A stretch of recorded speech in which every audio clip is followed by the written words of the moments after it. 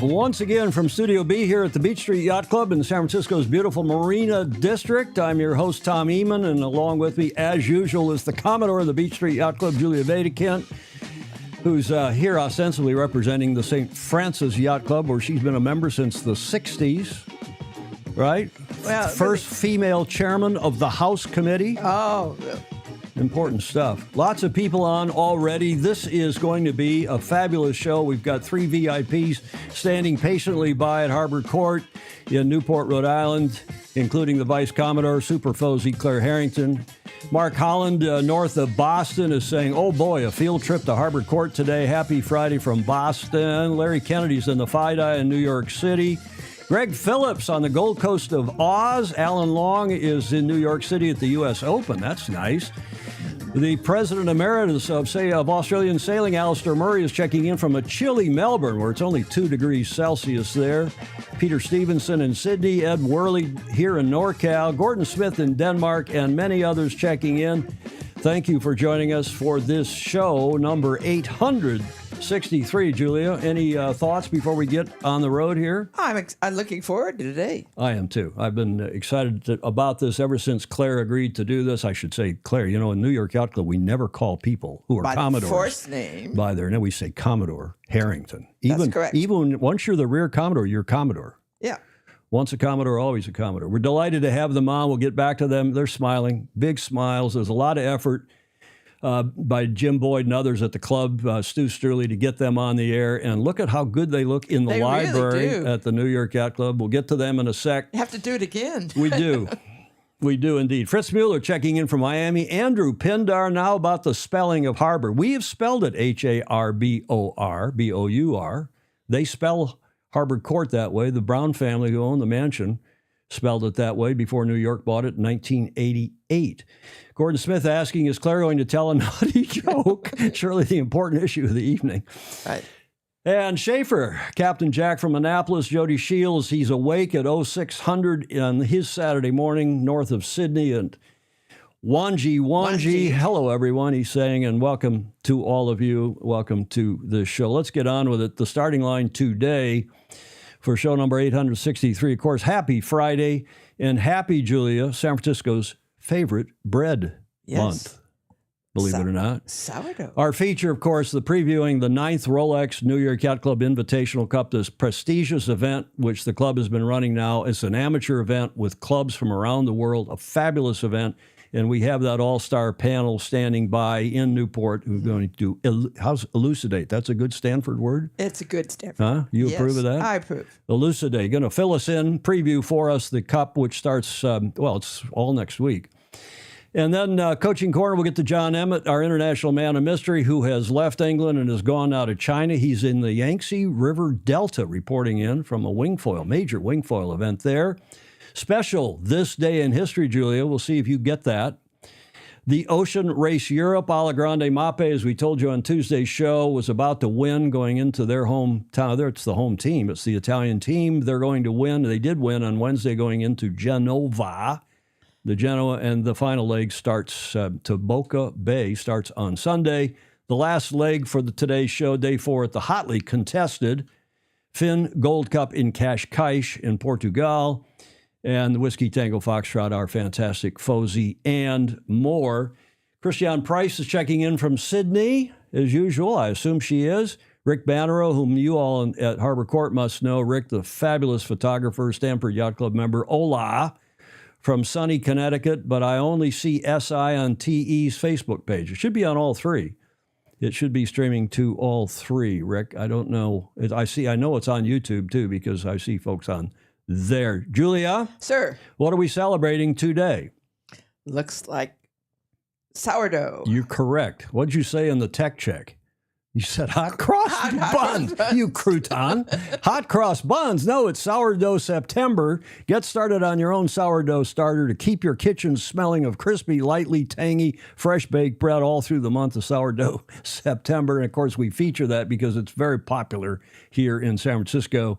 That bread dates back, I didn't know this, to 1500 BC. Sourdough bread was enjoyed by the ancient Egyptians. In fact, it was the only form of leavened bread that was possible. See, I only guys, I only went to Michigan. So we always have. That's why we have somebody from Stanford here on the set to keep me on the straight. Go on. Straight and narrow. Leavened bread that was possible to make during those times until commercial yeast became available a few hundred years ago. Since it contains a live culture, unlike dry yeast, sourdough bread is made from a starter that has been saved from a previous batch and left to ferment. Mm-hmm. The starter must be fed with flour and watered every week. It can simply be left at room temperature to grow until it is ready to be used again in another loaf of bread, Julia. It's a great adventure to do that. Have you done that? Yes. I love sourdough bread. Do you? Yes. We'll ask our panelists if that's their favorite bread too. But of course, as many of you will know, in the 49ers, our football team is named after the gold rush of 1849. During the gold rush of California, sourdough bread became a staple in the area around San Francisco. Miners liked it because it was durable. Right. And the bread became very popular in the newly settled state. That's what we're celebrating today, Sourdough September.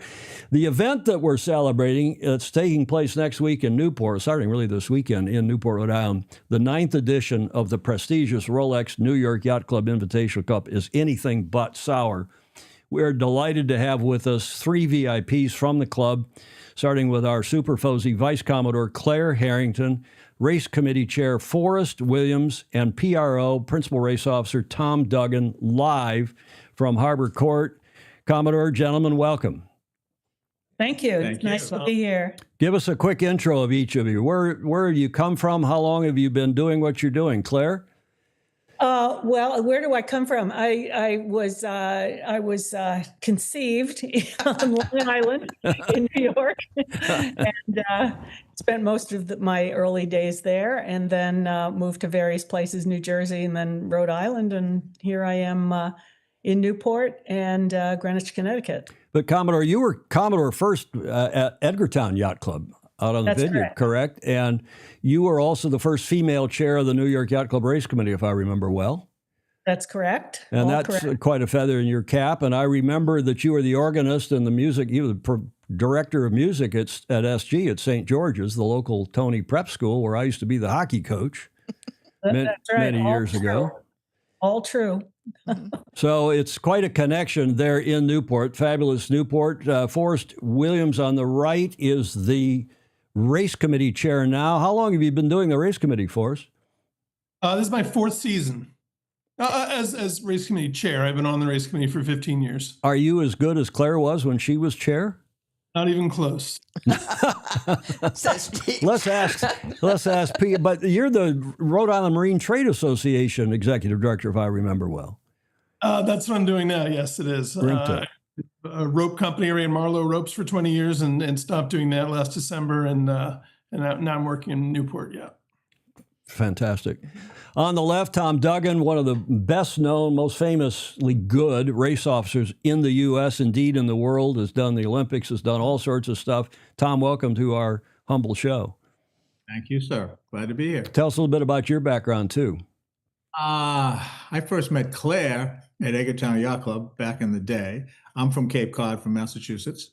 So we used to race Viano seniors out there, and she would strong arm me into hearing protests afterwards. Good for her. Yeah. Well, it's a delight to have all three. Sorry, go ahead. I met Claire out there before she was even Commodore at Edgartown. Oh, cool. And you're the PRO next week for the Invitational Cup. I am.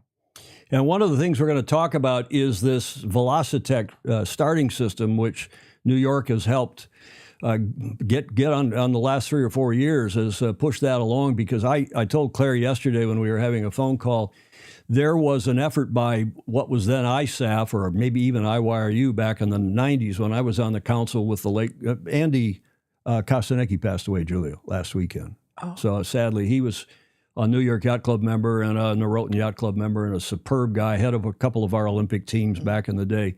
And he, along with Paul Henderson up at the Royal Canadian Yacht Club, made a big push to try to get some kind of an electronic starting system that the race committee could see who was, Claire, may I say it? In those days, we didn't, what did we call OCS in those days? Oh, yeah, PMS. PMS, until the women's movement, Julia.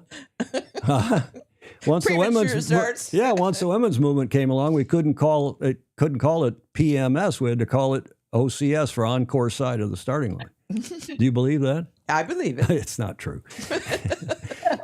The way the rules are written, it made more sense to call it OCS, right, Tom?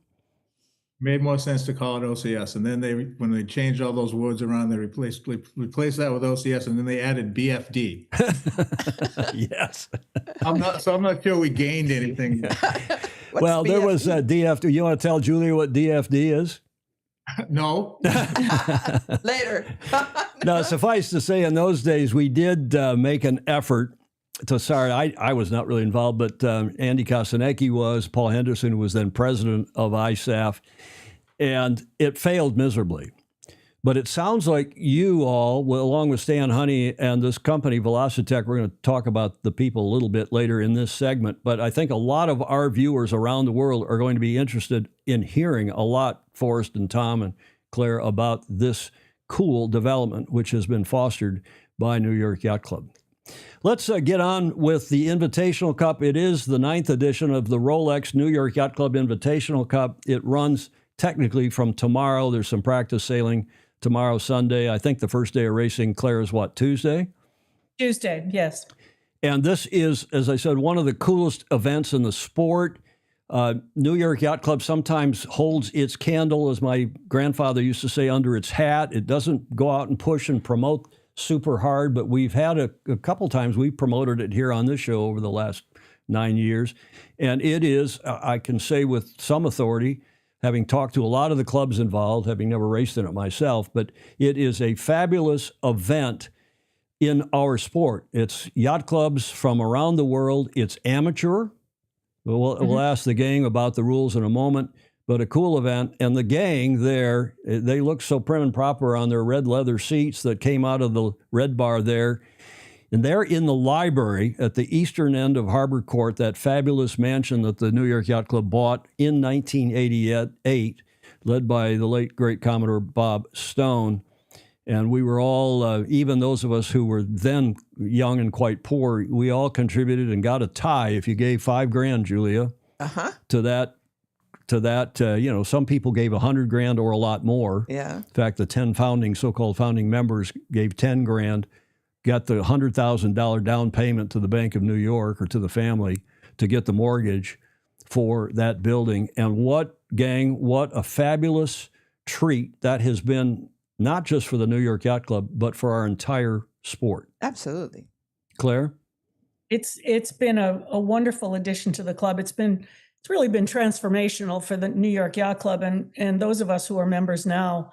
And obviously the people who are still around who led that effort, gave this just fabulous gift to the club. And we're all the recipients and everyone who comes to visit and all the teams, obviously, that are here this week get to enjoy this just spectacular venue, spectacular grounds, and wonderful hospitality. We're very blessed.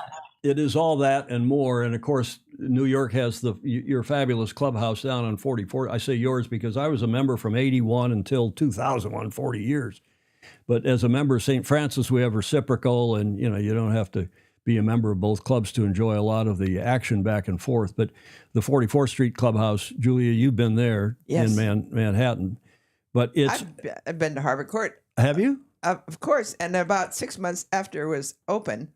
Yeah. And that's a great story, I'll tell you. Well, we hear, gang, we hear out here because people from St. Francis, of course, enjoying reciprocal privileges with New York, one of the very few clubs that does, along with Royal Thames and YCCS and Royal Sydney. I can't remember who else, but people go back still to this day.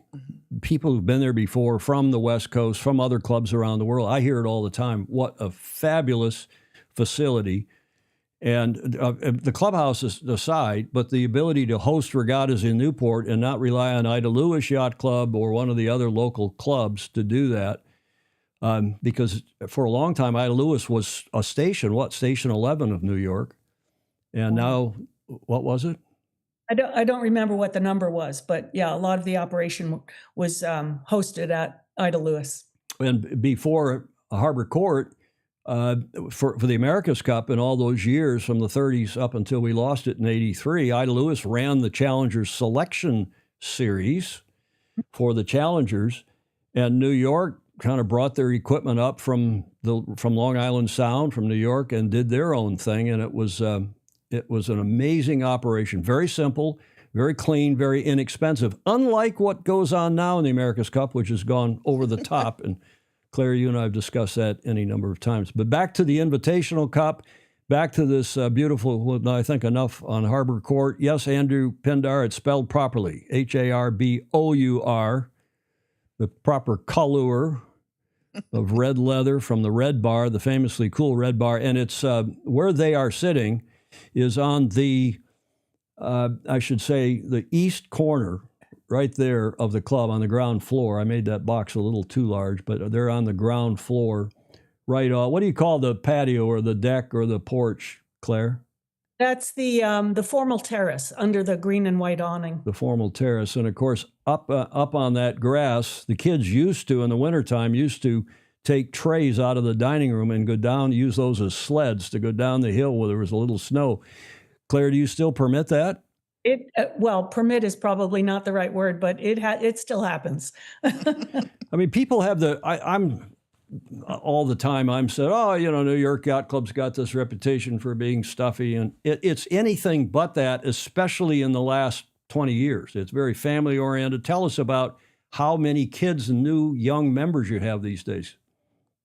Well, it's a good number. I mean, the young member effort and the young member committee has done a spectacular job, and they have really stepped it up. And the young member cohort is enormous. They're coming in droves, and we just love that because it's great energy, and they're very active, and they charter boats for the cruise, and have all kinds of gatherings, social gatherings, and they sail together on the IC-37s and their own boats, and it's and the sonars. Yes, exactly. Thank you. And they're just a very, very active group. And in fact, tonight, I think, this is the first Friday. They have a first Friday gathering at Harbour Court, and that should be kicking off in a couple of hours, I would think. And there's a once a month Thursday gathering at 44th Street, if I remember well. That's correct. First Thursday at at 44th Street, and first Friday at Harbour Court. Well, all clubs should be making, Julia, that kind of an effort to involve. I know we're trying. I was at the membership thing last night with the introduction of new members, and there were 3 very bright young kids who were new members over there at St. Francis. That was nice. We have a question, a burning question from Dr. Hamish Ross in Auckland. Hi, Hamish. He's saying, where did the name Harbour Court originate? Any idea? Well, that was the name of the house when it was built by the Brown family. Back in the... Oh, gosh, early part of the century, I think. 1905, I think, right? 1905, yeah. But I don't know what the history of that is. I will find out and get back to you on that. But Hamish probably knows. He usually doesn't ask a question. He's a lawyer, and he doesn't ask a question. He knows the answer to it. Right. maybe he could write it down for us. Captain Jack in Annapolis is asking, is there you called it the formal terrace out in front of the club, Claire, on the green and white awning, but is there an informal terrace? That's his question. Well, actually, yes. There's if you go back to the graphic, to the right, there's an outdoor patio where you can have lunch or dinner, and that's even further along to the right there, all the way out. There you go. They set up tables and chairs, and you can have lunch and dinner out there, and it's quite lovely out there. And I would guess, I don't know that we call it specifically the informal terrace, but patio, whatever. But that green awning thing is referred to as the formal terrace. Great stuff. Mm-hmm. Julia, I've had a few cocktails under that terrace. You probably have as well. No, I've only been inside. But the treat, for those of you who've never been, you can see up here, there's always people sitting in these Adirondack chairs out here at the top of the hill. And it is one of the best vantage points of any club, of any harbor, but from any club anywhere in the world. And I've been to a fair share of clubs, as you all know, and so have you all. And it's just enough. singing the praises of Harbour Court in New York, but why not? If you're just joining us, we're about 20 minutes into this show, number 863. We have 3 VIP guests from Harbour Court, including Vice Commodore and Super Fozy, friend of Sailing Illustrated, Claire Harrington. I think this is her second or maybe third time on the show. She, of course, is the Vice Commodore, and if she continues to play her cards right, this December 11th, she will be inducted as the first ever, look at the smiles we got from those guys. She will be the first ever Commodore, female Commodore of New York Yacht Club, but it's not so much, I don't think, Claire, that you're going to be the first female, because nobody is putting you in as Commodore because you're female. It's just like when Julia chaired the House Committee here as the first female at St. Francis. It's because you're competent, you've got a long history of being a great sailor in the Shields class, as well as in your big boat and race committee chair. Were you race committee chair at Edgartown Yacht Club? I was. Before you were Commodore. And of course, that's a fancy yacht club out on Martha's Vineyard. But it's spectacular that you're taking this on. And I'm trying to get there myself, as you know, Claire, to witness it, because I do think it's maybe not a watershed moment in the sport, but it certainly is a cool thing that's going on. Gentlemen, would you agree, or am I overstating it? I don't think it can be overstated. It's 100% cool and symbolic of the direction the sport's headed. You are not overstating it. Thank you, Tom. Thank you, Forrest. You know what we call Claire on here when she's on the show, commenting in the chat? What Julie and I call her behind the scenes. It goes back to Russell Coots. When Larry Ellison hired Russell Coots and he replaced Chris Dixon and some other stuff back in our America's Cup days when we were doing this thing, the trimaran for the 2010 America's Cup. But I started calling Russell Coots Bofa. He was coming in kind of to clear things up, and we called him Bofa. Do you know why? I do not. Julia? Breath of fresh air. Exactly. It was the breath of fresh air. And that's what we call Claire now. Commodore, the breath of fresh air. Joining Claire, as you will have seen on either side of her on the left, this is a little backwards from, well, it's not even backwards. We have race committee chair Forrest Williams, who's on Claire's left, on right when we shoot the three of them together in that 3-shot. And then also joining them is the famously good PRO, Tom Duggan, principal race officer of a lot of different events, including the Olympics. He's been a U.S. rep to the Olympics. Right, Tom? How many Olympics have you done? 2 actual Olympics and a whole bunch of setups. What's your favorite event of which you've been PRO? Careful. Ooh. Careful. Well, I haven't been PRO of the Invitational Cup yet, so I'm going to assume that will now be my new favorite event. So this is your inauguration. This is your, what's the word I want? Your baptism by fire. Not really. I've been here since I think the beginning, umpiring, on the jury, on the race committee, that sort of thing. So I've been here for almost all of them, I think. Okay, cool. Tom's definitely PRO'd more IC37 regattas than anybody else. So he's the right guy for the job. Okay, well, let's have a look at this event. Here's a video introduction for this very cool event called the Invitational Cup, the 9th edition thereof. And on the other side, we'll get more deeply into some of the details.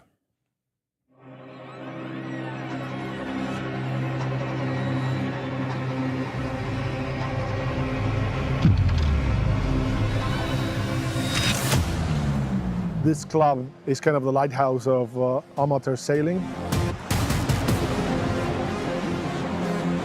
This event is the best sailing event I've done ever.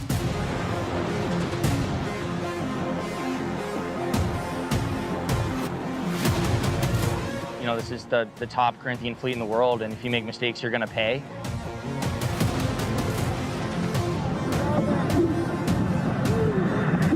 The Invitational Cup is special. It's a regatta that celebrates the Corinthian spirit. It celebrates amateur sailing at its finest.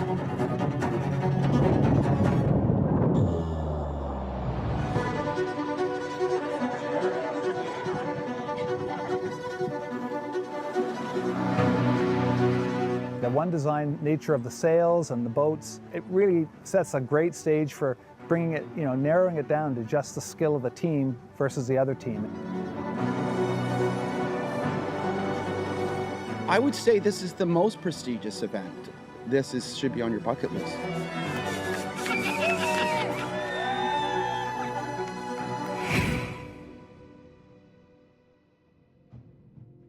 All eyes on Newport, not only Harbour Court, but the racing. Tell me, gang, the racing is both inside and outside, depending upon the weather. How does that work, Mr. PRO, Tom Duggan? That's correct. We go outside if we can, but you get to this time of the year and sometimes the weather is such that it doesn't really work out that way. So we've got, this is a fabulous venue because there's all sorts of places to race. So we can either race outside or we can go up the bay and race inside. So again, it depends on where the wind's coming from, how much there is, what the sea state is outside and all that. And we just pick by the day where we go. Does Forrest tell you where to go? All the time. The comment. Go ahead, Forrest. I said, I don't tell them where to go in the water.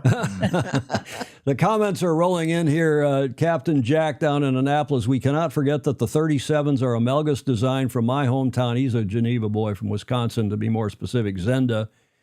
And Alan Long, let's remember this question in a moment. Alan Long is asking, what are the qualifications for a club to be invited? Because I'm sure more than the 20 clubs that have been accepted this year have applied.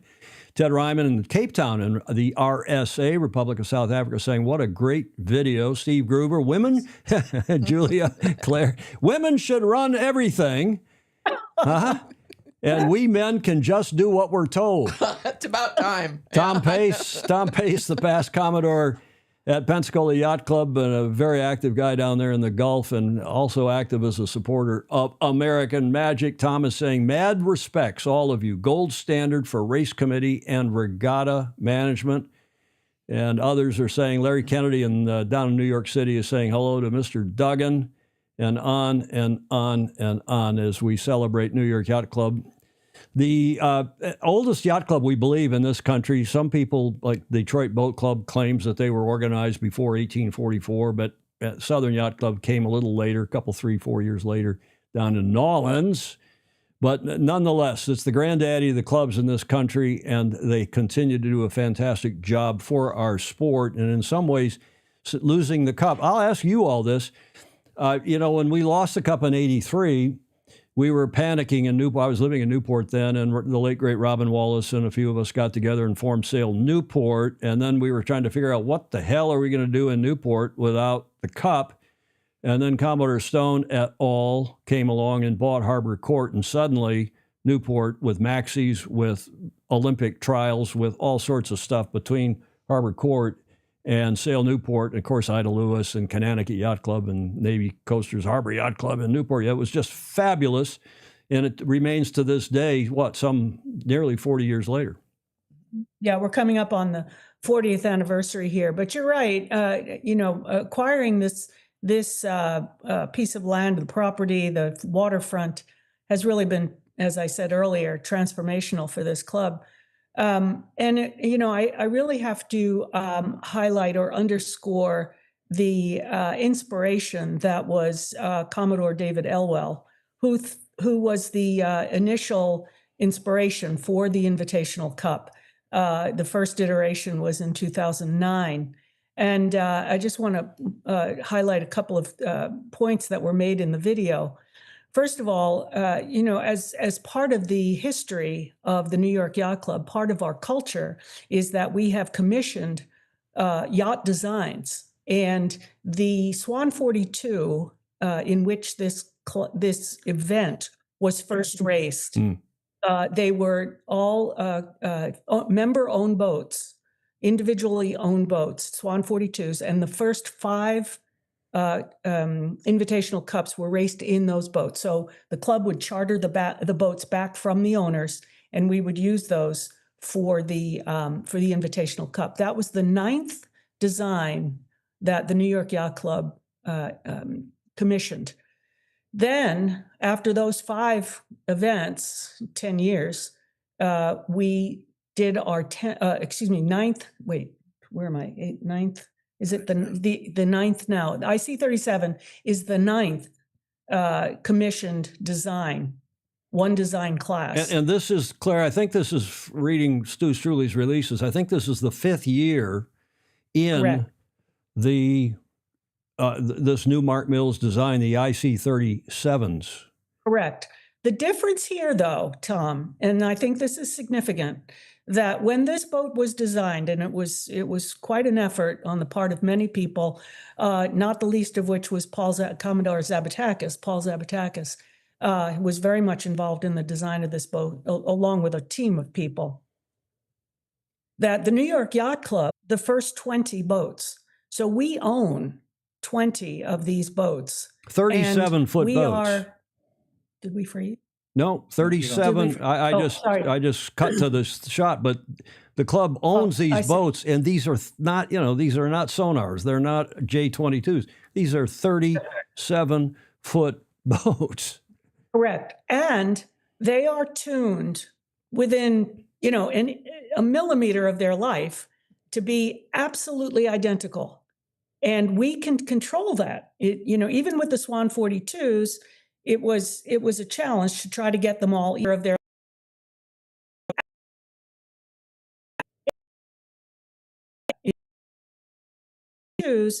it was a challenge to try to get them all even, because do various things to. Now you froze. I don't know. We lost your video from your end or what, but there it'll come back. There it is. There it But is. you can do that because you own the boats. Yeah, you're back. We lost you for a sec there, but because you own the boats, and it's an astonishing. And they were built by Westerly Marine in California, which is now the guys that owned that have retired.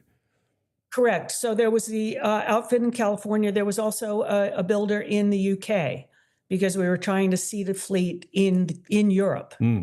That didn't quite get enough traction. So, but you may have missed the point that I made, that we own a full suit of sails for these boats that are only used for the Invitational Cup. And so everything about these boats is absolutely as even as is humanly possible. So it really is a test of the skipper, the crew, the team to make everything work together. Well, let's go to the slide and talk about some of the key points. Stu Struley kindly sent this to me yesterday, or maybe this morning, about some key points about this upcoming 9th edition, this year's event. And apropos that, one of the things is how competitive these boats are, these teams are. 11, I was astonished, Claire, when you told me this 3 days ago.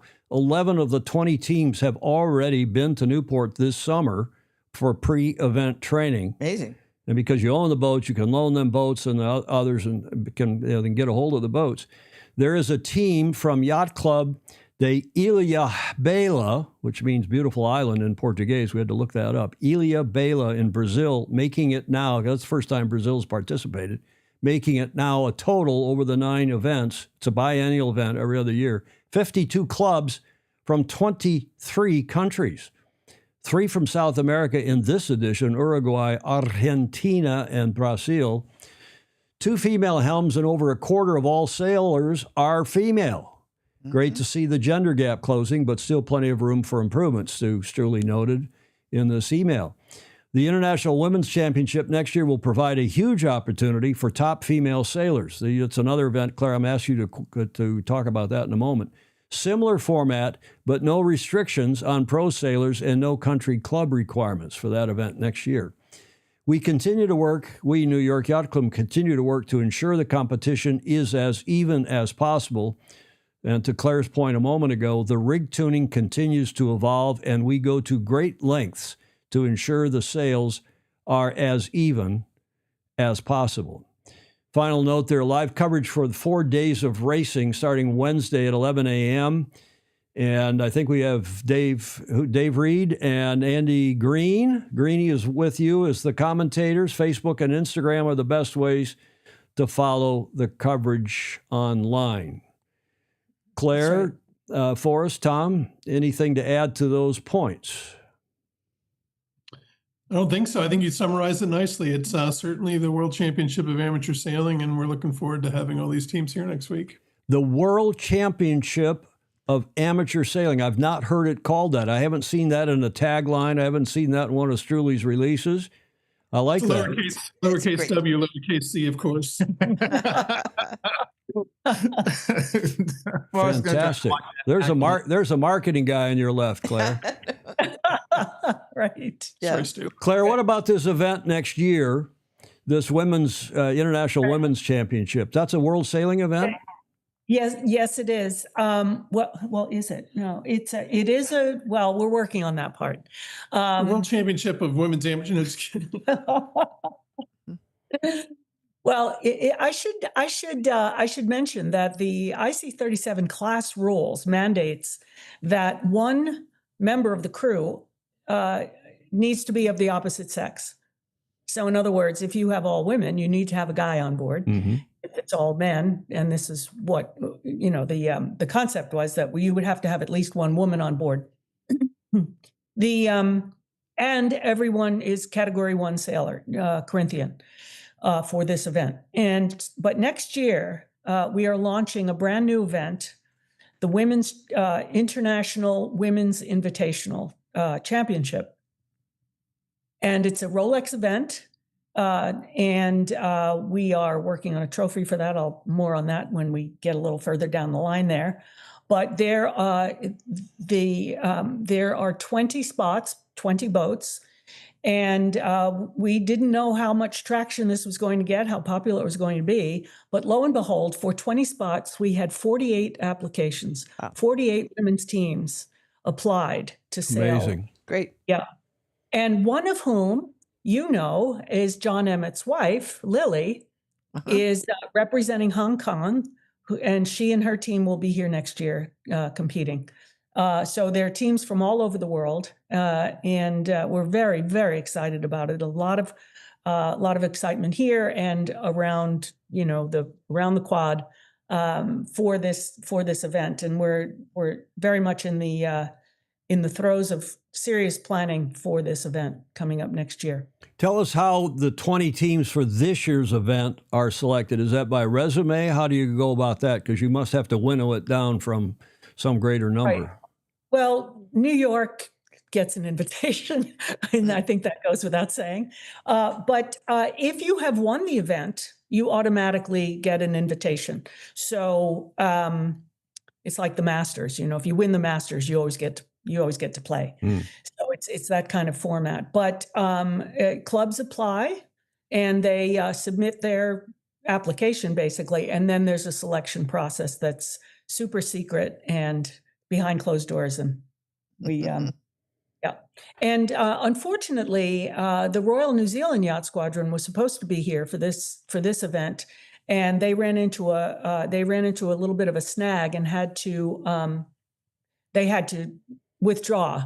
So we had an open spot, but we had plenty of teams, still in the wings wanting to come. But it was a little challenging finding a club that could put a team together quickly and jump in. And happy to say that Ichnor Sailing Club is going to be here and sail that in that 20th spot. And they've been here before. Wonderful guys. Cool stuff. Can I back up here a notch? Steve Groover, sure. You must probably all three of you know Steve, who's a superb sailor. He's saying New York Yacht Club commissioned 9 designs. Can we get them all? The IC37, Club Swan 42, the New York 40, the New York 36, the New York 50. That's all I have. Yeah. Do you know the other one? What is that? 1, 2, 3, 4, 5. Do you know what the other 4 were by any chance? He's looking at him. Forrest is looking around for the models there in the library. He's whispering to me, I can't help you. I had a feeling someone was going to ask that question, and I should have done the research prior to coming on the show. But, obviously the New York 40, which I think is the boat that you sailed, Tom, right? Well, I sailed the New York 40 with Commodore. He wasn't Commodore in New York, but he was Commodore of the Shinnecock Yacht Club with George Carmody for years. George Carmody. Yeah, when the New York 40 class was the hot kind of class in the club, one design class or a level rated class anyway. So yeah, I had a lot of experience in the New York 40s, calling tactics and driving sometimes for Commodore George Carmody, who's a dear friend of yours, I know. He Claire? is indeed. He's a wonderful guy. We'll try to get the answer to that, but before the end of the show. You know, I bet you that somebody, the Fozy, will know in the yes. chat quicker than we'll figure it out, because you all are, we're going to keep you there on your seats because we're going to have some more questions. Let's have a look now, shall we, at this next video. Stu Struley, again, not to sing his praises, he'll get a bigger head than he's already got, my longtime friend. Stu, who's the communications director there at New York. But he's put out a series of, this is the wrong phraseology, but welcome to the Invitational Cup. And here's another one of the half dozen or more videos that I checked, and I really enjoyed this one as well. I hope you do. From 2023, it gives you a little background. Last year's, 2 years ago, the winner, San Diego Yacht Club.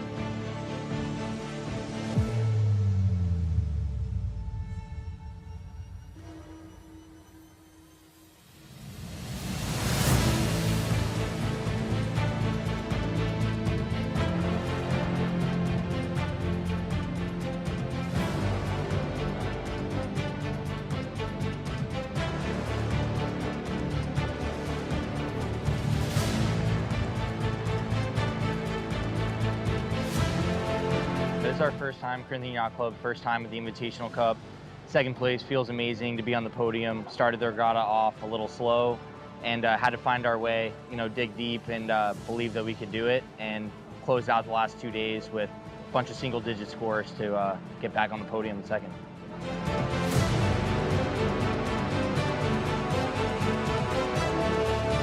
So crossing the finish line at the end, it was just elation, relief a little bit too, because we've also been so close and sort of sniffed, you know, the trophy. But this time to actually have it, you know, in our hands and know that we have the deal kind of locked up. Obviously having a big lead going into the finish line there, that felt super good. And we wanted to end on a racing day like that, where we could go out and put an exclamation point on the win. So it felt great.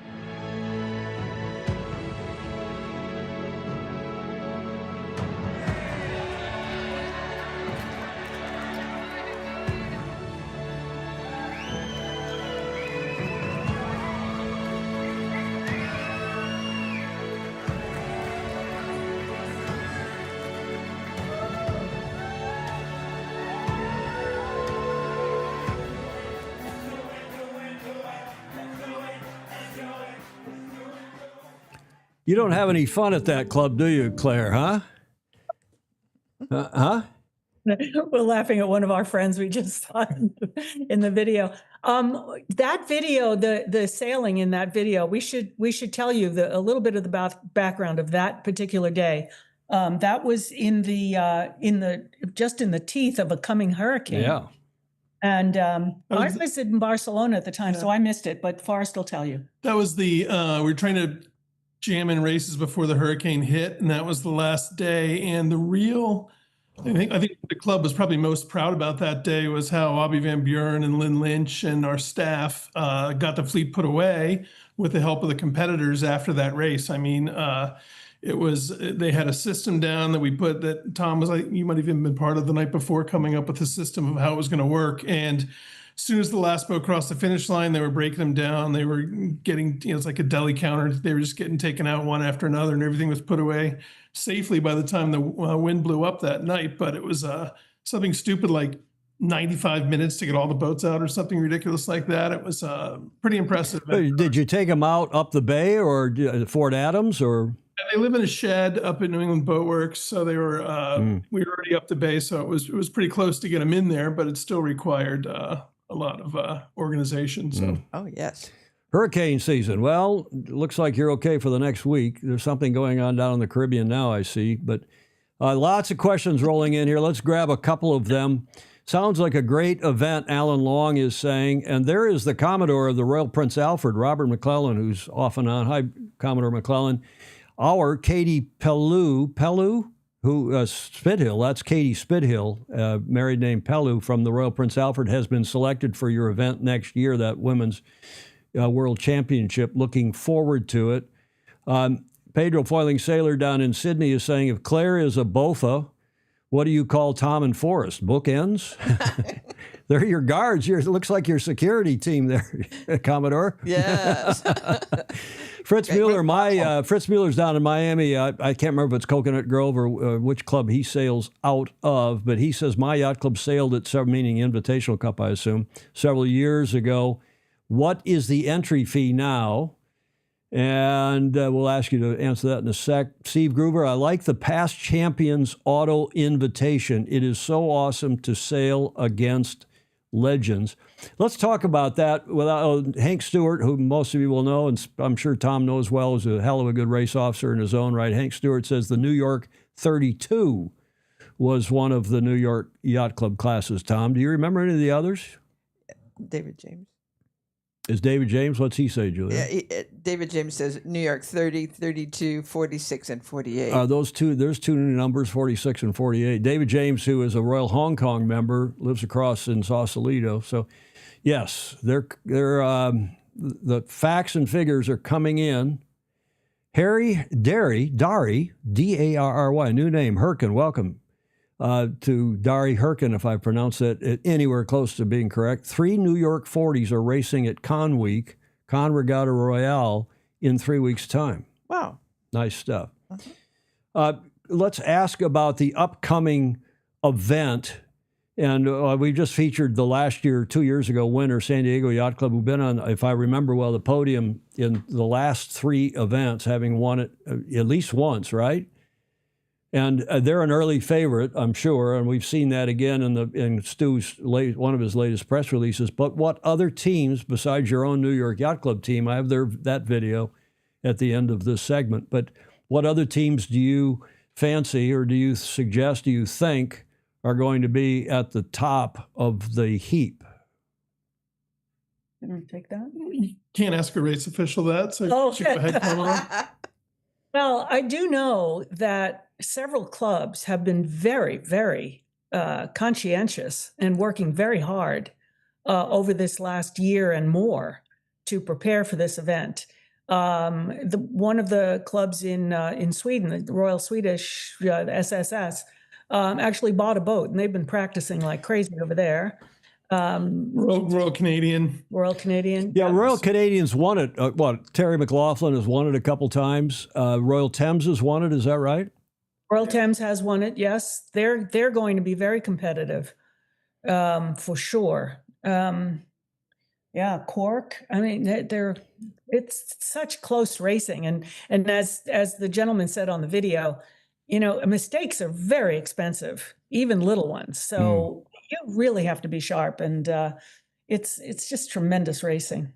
Well, I'll be political, Claire. I promised you I wouldn't be political, but I'm going to be political for 5 seconds and say that if anybody is listening from the Royal New Zealand Yacht Squadron, they could take a page out of your collective book about how to run a regatta and get a lot of teams from a lot of countries around the world to an event, and not 2 or 3 or 4 from, Yeah.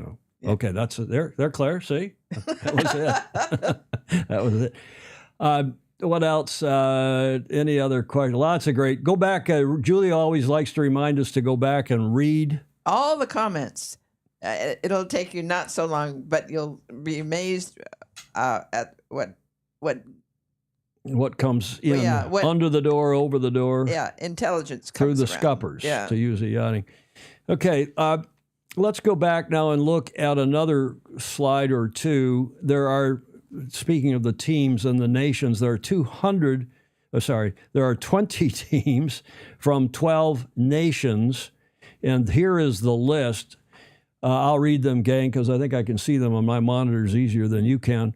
For the 2025 event, this year's event that starts, this weekend, Corinthian Yacht Club. Now, there are a lot of Corinthian yacht clubs in this country, including here in San Francisco and one in Texas and other places. But that's the one, the esteemed, famous Corinthian, most famous probably, Corinthian Yacht Club from a racing standpoint up in Marblehead. And their cross harbor rival, Eastern Yacht Club, also from Marblehead. And one of them, has Eastern won this once or twice? Corinthian won it, right? Corinthian did, yeah. But Yeah. Eastern Corinthian. was- But those clubs are highly super competitive. They always come with good teams, experienced teams. And of course, they're racing down. They're racing down in Newport on and off all summer because they're just a couple hours away by car, so they're driving down there. The Howth Yacht Club in Ireland, the Itchener Sailing Club in Great Britain, Japan Sailing Federation, the New York Yacht Club, of course, is the host club, gets a team. The Royal Irish Yacht Club, the Royal Prince Alfred that we mentioned a moment ago, and their Commodore is on as usual. Nice to see him, Robert McClellan, on. Royal Swedish Yacht Club, the SSS in Stockholm. The Royal Thames in London, the Royal as we call it out here, the Royal Vancouver Yacht Club, up obviously in Vancouver. The defending champ San Diego Yacht Club. The Yacht Club Argentino is back. The Yacht Club Costa Smeralda, where they're also racing this week, they have the Maxi Yacht Rolex Cup starting tomorrow there. And by the way, just as a show note, we will have with us, Julia, next Tuesday, we'll have Mr. Dr. Andrew McIrvin reporting in from Yacht Club, from YCCS, from Porto Cervo. The others that we haven't mentioned, the Yacht Club, well, we mentioned it earlier, the Yacht Club de Ilha Bela, meaning beautiful island. Mm-hmm. And we'll show you the island that it's on in a moment. That's the new Brazilian club, first-time entry for them. The Yacht Club Italiano, the famous club in Genoa and beyond, Portofino in Italia and Italy, and the Yacht Club Punta del Este. And they're back, right? They've also raced. Punta del Este, weren't they in 2 years ago? And maybe before that, I think, from memory, because I think I did a feature on them a couple of years ago. Now, Claire, when you and I were talking about this the other day, and I had to look up how to pronounce the Yacht Club de Ilha Bela. It's this Portuguese yacht club. And we looked it up, Ilha Bela, and both you and I, being of a certain age, we said at the same moment, Ilya, is that like Ilya? Yeah. Kuryakin. Who on here remembers Ilya Kuryakin?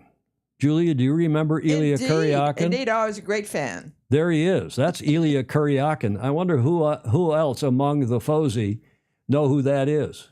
Do you, Julia? Yes.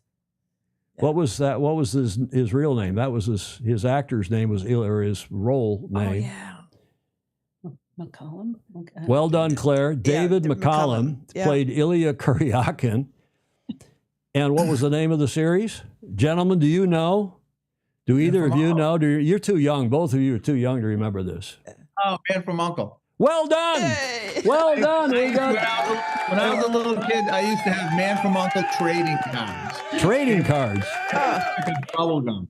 Just like a baseball card. You're right. That's Ilya Kuryakin, who was the co-star in the television series here in the States, The Man from Uncle in 1964 to 68. Now, for extra credit, you remember, any of you, who the star was. He was the co-star, this guy Kuryak or McCollum. Who was the star? Who was well, they were both Men from Uncle. Robert. Well done. Keep going. Keep going, almost. I can't get the last name. Sorry. See if anybody in the chat does. Vaughn. Tom Pace knew it was the man. No, it wasn't Robert Vaughn, was it? It was Robert Vaughn, yep. Alan Long, Andrew Pindar, even Pindar over in the UK knew it was the Man from Uncle. Steve Groover watched every week. And his co-star, Ilya Kuryakin, it was Robert Vaughn played. And remember his name, the character's name? You got it the other day, Claire.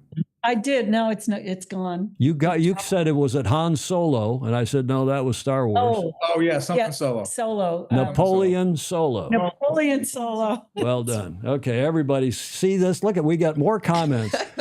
This is pimping for comments, because the more comments we get, the more our algorithm on YouTube and Facebook goes. Even J. Frederick Bland is in here, the submariner from our U.S. Naval Academy, the Man from Uncle. Back to this yacht club. I want to feature it for a minute now that we know how to pronounce it. The Brazil in the Yacht Club de Ilha Bela, set to join this event for the first time, bringing a Brazilian team. Returning competitors, Stu Sturley wrote, are a reliable barometer when it comes to measuring the quality of a regatta experience. I thought this was great prose, Julia. New competitors are the lifeblood that keeps an event vibrant. For a supplied boat regatta like this one, with limited entries, balancing the two is the key to sustained success. Attrition has historically been more of a drip than a torrent, meaning very, very small, at the Rolex New York Yacht Club Invitational Cup. Very little attrition. Though each event has featured at least one club new to the competition, in 2025, this 9th edition of this preeminent Corinthian sailing. I liked your, what'd you call it for us, the World Championship of Amateur Racing? I don't think that was me. This preeminent Corinthian sailing competition will welcome 2 new clubs and 1 new country to the Invitational Cup family, bringing the respective all-time totals to 51 yacht clubs and from 23 countries over the 9 editions of this event. So here is where that club is. Do you see this island down off of Sao Paulo? It's a bit of a drive. I've been to Sao Paulo for Formula One any number of times, but I have not been to this island. Basically where that San Sebastian is, on that island, that is where the club is. Yeah, so you have to get down there. I don't know if you go over by ferry. I don't believe there's a bridge. I couldn't see one when I was researching this morning. But the club is expansive. It's got a huge marina and a huge main dock. It makes your main dock look small there at Harbour Court, gang. You got to work on that a bit, Claire, when you're Commodore, huh? Look at that dock. Look at that. I think we're done expanding. Well, you have to get RIMTA involved. RIMTA will sort out the Rhode Island, the commission up in Providence. But what a fabulous facility. It's a big fishing club, as you can see in their logo in the upper right corner of the slide, but also a great racing club. That's their clubhouse. You can see in the previous slide, the orange building's up. I've covered it over, with the logo. But a beautiful clubhouse, and a la what they do at the Fort Worth Boat Club, where I'm sure you've all been to the Fort Worth Boat Club at one time or another, or at least know about it. They have cabanas. They call them cabanas in Fort Worth, cabanas. They're four-bedroom cabanas. Yeah, I mean, they're bigger. The cabanas are bigger houses than I've ever not quite lived in at the Fort Worth Boat Club. Yep. Beautiful facility there in Brazil, and they run one of the biggest regattas in South America every year, in fact, in August, which, of course, in the middle of their winter. They're in the Southern Hemisphere, needless to say. Ilha Bela, a great yachting venue. Fritz Mueller must have been there, so he knows. And there is this event, including classic yachts. They got a pile of keel boats and small boats, everything from Opties to Solings to Snipes to tell me what. Sailing is very important in Brazil, and there are many crews and boats sailing in different races around the world, but there was no one from Brazil at the Invitational Cup, says Fabio Cotrim there on the left, who will steer Yacht Club de Ilha Bela's maiden entry this year. The Yacht Club de Ilha Bela, the pictures we showed you above, hosts the most important sailing week in South America with over 130 keelboats. And Ilha Bela has a long tradition as a city of sailing in Brazil, same as Newport, Rhode Island. So this was a fantastic match that we need to make happen. I started our application over 2 years ago and waited anxiously for the answer. We are all very happy to be part of it now.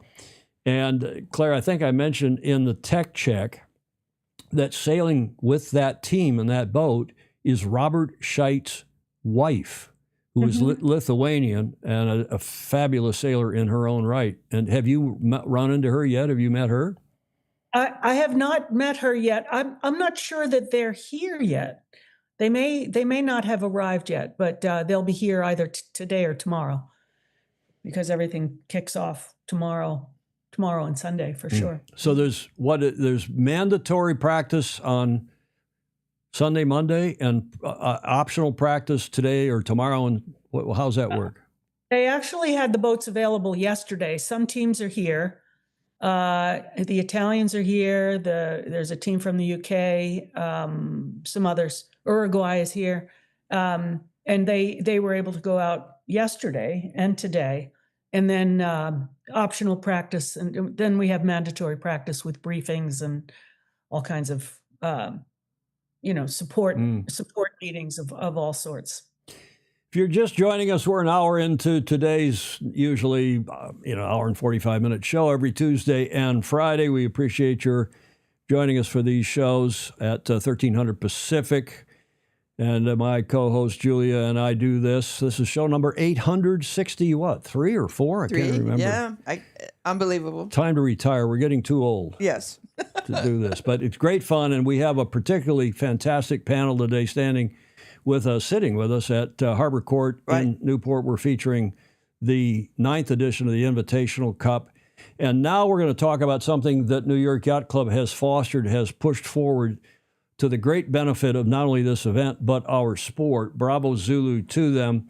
And that's this system that they call the Velocitech RTK. And the theme, the strap line there is accuracy matters. You see that dotted line on the slide.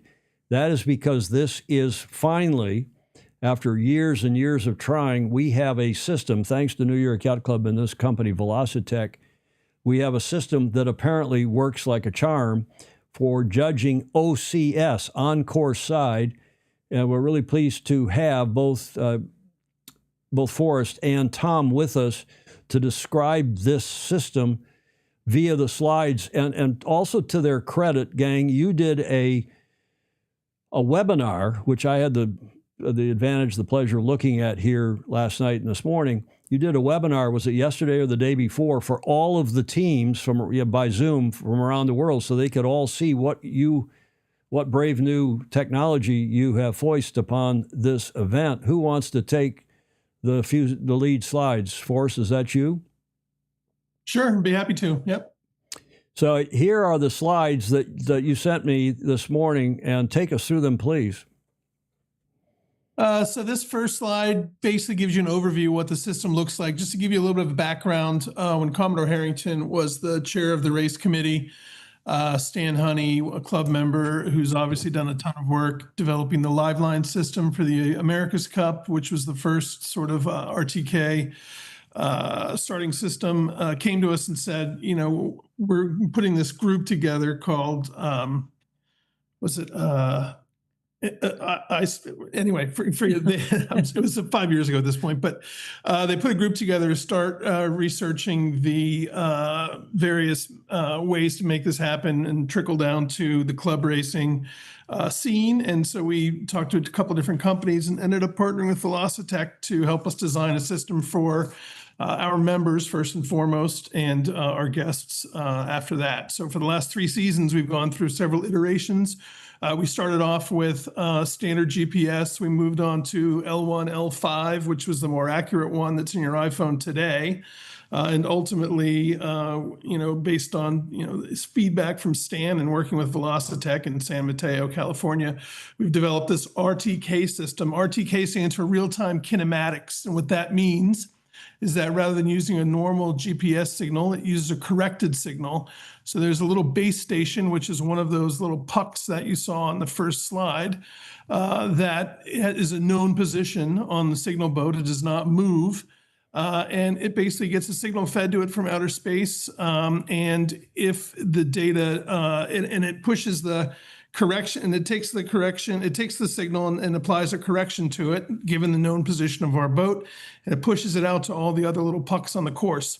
So the accuracy of the RTK is under 2 centimeters. So with the L1, L5 that we were using in seasons 1 and 2, the accuracy could place your boat you could place the puck within sort of a 1 to 1.5 meter circle, which sounds really good until you consider the pin also has one on it that's also beholden to a 1.5 meter error range. So you could be off by as much as 3 meters, which just wasn't accurate enough for us. And for that first couple of seasons, we had a lot of overriding the system with the GPS errors that we eventually were able to eradicate by the guys in California developing this RTK system, which is hyper accurate. If you look at the slide on your screen right now, 50% of the RTK GPS measurements fall within the radius of a ping pong ball, and 95% of them fall within the radius of a gelato lid, I guess, if you're from Now, California. I have to ask you all, who came up Claire, did you come up with the gelato? Who came up with that? Why not a hockey puck, or why not the size of a coffee mug, or something? Gelato? Were you trying to impress the Yacht Club Italiano or the Yacht Club Costa Smeralda? Her suggestion was to make it the size of a Porsche Piston, but the Talenti swear West Coast, people would understand it. But anyway, the difference between 95% of your errors, I guess there's a lag, 95% of the errors happening in a space that small really gives us the level of accuracy we need. The slide you're looking at now, I assume one of the first questions people always have is, how does the puck know what part of the boat is closest to the line? So there's a model that I guess you would say it's in some sort of algorithm inside the puck that knows where the 5 points of the boat are. Basically, the bow, where the shrouds are, and where the aft corners of the boat are. So if you're putting the bow down at 5 seconds to try to get you back underneath the line, your stern swings up, we're going to know it. If you were, over the line and you come down for a dip start, it knows exactly where the back of your boat is. So there's no cheating system. SkyDaddy sees everything. And over the last, season, we've had no general recalls. I mean, general recalls could still theoretically exist if a race committee makes an error, or if there's some sort of shift that we're not able to postpone before we can get in front of. But for the most part, there's all our starts have been Papa starts in the last year. We haven't had any black flags or I flags or anything like that. Amazing. And the biggest metric that we can take to our guests is about every 1.5 days, it gets us an extra race. So it's that's the biggest metric. And the first couple of years we're developing this system, and this past season has been trying to get it into that little puck that you see. And so the competitors this week, every morning, will be issued a puck for the back of the boat and a screen that goes onto the mast pod. And at the end of the day, we collect them back, and the system does everything else. And one of the nice things about the system is it doesn't just tell us where the people are relative to the boats are relative to the line. We can also push out the starting timer to all the boats simultaneously. So when we have boats from 13 countries speaking presumably 5, 6, 7 languages, it's easy for us to be able to start all their timers at the exact same time. So there's no language barrier there. Bravo, Zulu. That's great.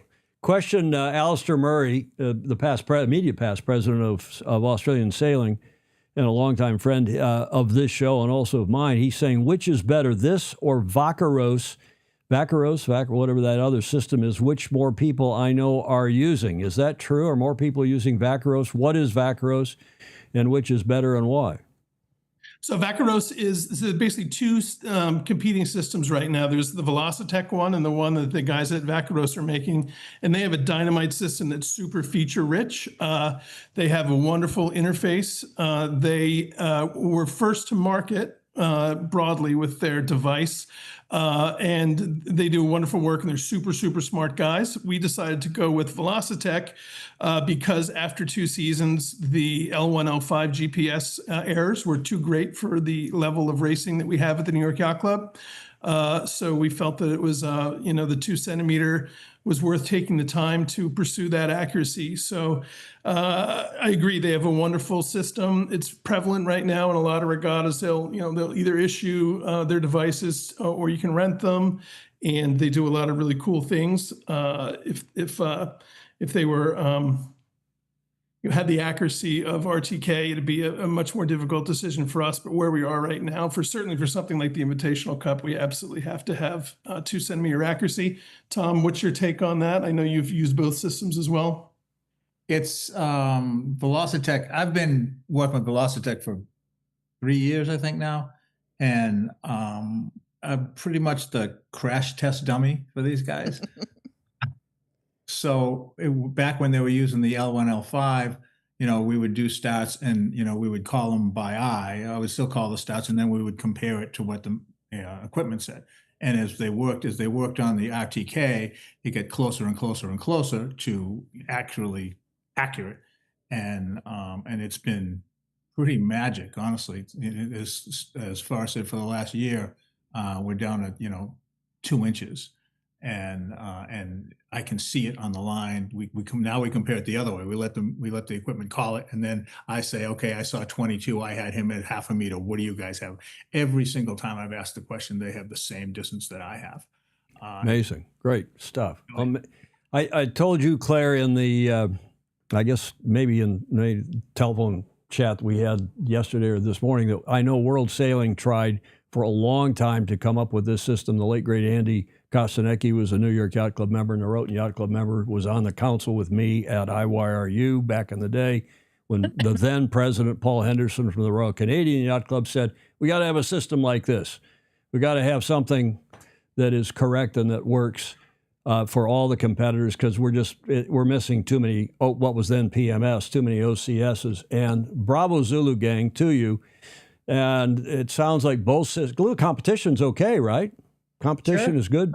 Like both companies are pushing everything forward, so we are really happy the direction the whole concept is going. Well, notwithstanding that you've got a yacht club member in the person of Stan Honey, who's involved in this, and I grabbed a couple of screen grabs from the webinar video.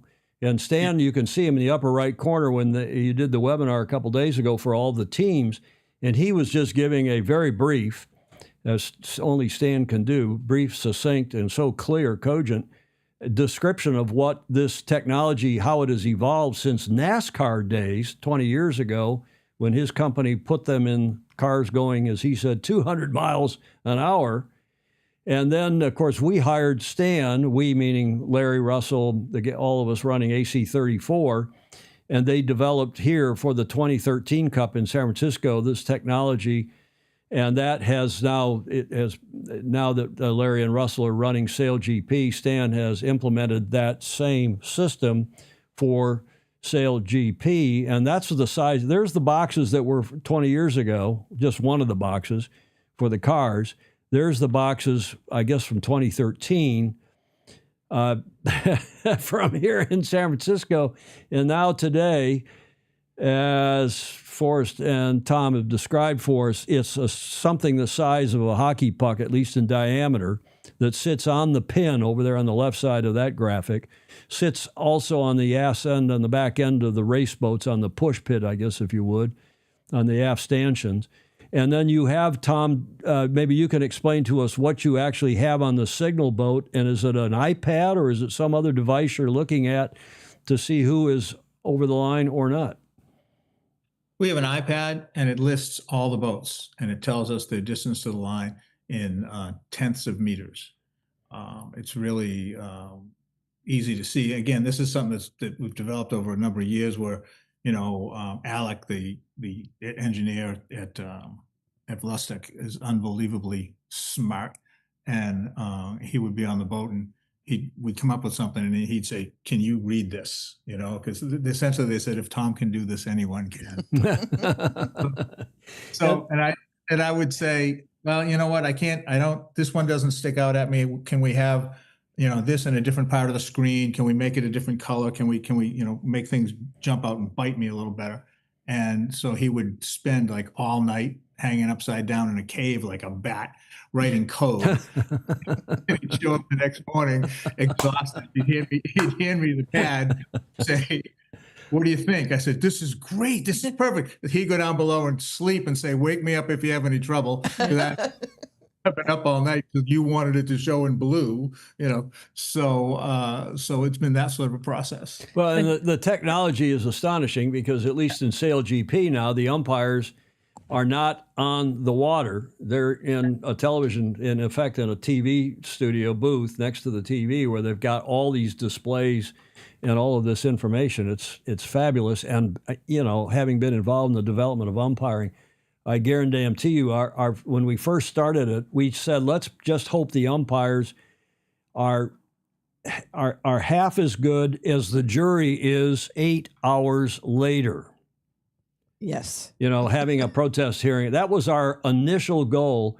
And we quickly realized that the umpires on the water were way better than the jury was hearing a protest 8 hours later, because you're there, you see it, you learn to position yourself, and the umpiring has gone so amazingly, since we started in '88, has gone so far. And now to think that they're in a television booth in the studio with this equipment, Claire, is just amazing. Yeah, I just have to underscore these guys, Charles Swanson, Alex Stewart, Stan Honey, of course. These guys are just so brilliant. It's mind-boggling. I mean, they think on a completely different level from the normal engineers, developers, whatever. They are just so impressive, and they have come up with a brilliant system. And it works, and it's very reliable. One of the things, again, to underscore that each of the boats has exactly the same timer. It gives you the bearing and distance to the line, so it's giving you instant feedback. And as I think I mentioned to you somewhere along the line, Tom, that the phenomenon of the line sag does not exist. It's gone. It's gone. It's great for the photographers because, as you saw in that one photograph you had on the screen, it's quite impressive. Everyone is right up there. One of the funny byproducts of this is, for the first 2 seasons, we had people sort of complaining about the accuracy, saying, "Well, it's sometimes 1.5 meters isn't so accurate. Give us a break." Blah blah blah blah blah. Now we still have people complaining about the accuracy, but they're complaining that it's too accurate. Because at the end of every regatta, we give away an award to the person who had the best cumulative distance to the starting line at 0.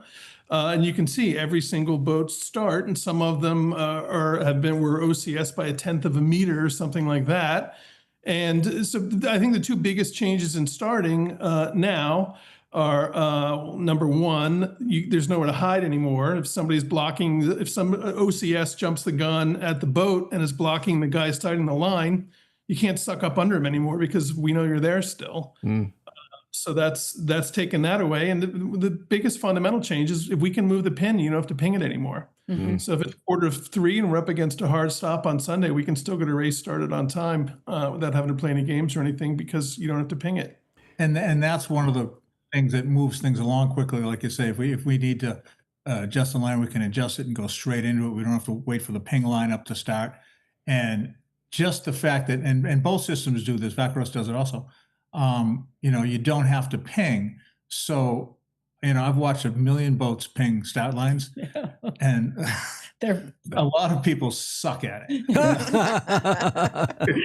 Yeah, you don't have the old transit where there's nothing to back in the back to go look at. You see them come by, and the bowman goes here, and I'm like, no. Not even close. So let's show them what they see on the yacht, because I grabbed this out of the video as well. The sailor experience. Once you're in sequence, just before every warning signal, the pro start, this display that's under your gooseneck on the backside of your mast, will automatically switch into start mode, and the timer section will display an active countdown to the start, which is brilliant. I mean, it eliminates one more thing. Everybody's on the same proverbial page, and as far as timing is concerned, the countdown timer and distance to the line is now displayed once you're in the start mode. So that bottom number is in, I guess, meters is the distance. Yep. Is that right? Distance to the line? Yes. Shaking your head, nodding your head, yes. And then note the negative distance to the line means you are OCS. So if that's a minus 12, you're way over the starting line, I guess, is what that would mean. Or if you're minus, 0.5, you're just barely over the line. So that's what the sailors see. When you're OCS, the screen flashes with OCS. You don't have to say, does negative mean we're over or under? I don't remember, so it says OCS. Oh, so the screen actually flashes, red when you're on the... It flashes the letters OCS for 3 seconds, I think, and then it flips back into your distance from the line, so you know whether you've cleared or not. And then once you have cleared, it switches into upwind mode, which is cog over sog. Cog over sog, course over ground, over speed over ground. Right. And now the puck actually lights up in different colors also. Yeah. So if you take a peek over your shoulder, if it shows red, it means you're over. If it goes back to green, you've cleared. Yeah. So Tom, that's guess great. what? We have that slide. Look at us. Your wish is my command, sir. Red, on back there on the puck, you can see the red. And so can your opponents. Quite frankly, I think that's more likely that your opponents will see that because most of the eyes on your boat are going to be on your screen anyway. Yeah, they're looking forward on which is telling them the same thing. But you can also, if you're looking back, you can see the red means restart, and conversely, if it's green, it means you're good to go. Great stuff. Yes. Bravo, Zulu. Absolutely. Couple more slides here. Tom, this is, for me, this is, we talked about the Olympics, and I was involved in several, and it was for several Olympics, we thought we were going to have this sort of a system. And we got kind of teased with it. We thought we might have it, and it went away. We thought we might have it, and it went away. And kind of, Charlie Brown with the football sort of thing, and eventually, to be working with this now and actually see it, for me, I'm super enthusiastic about it because I spent a long time going, no. Well, you're too, Tom, you're too kind, because I can say this having led the U.S. delegation for the better part of 10 years and served on the council and gone through the machinations of what was IWAR, UISAF. It's not that. It's not that Charlie Brown's taking the football, or what's her name? Who was it that took the football away from Lucy took the football away from Charlie Brown. It's that World Sailing is not capable of delivering something like this. This is the difference between Washington, D.C.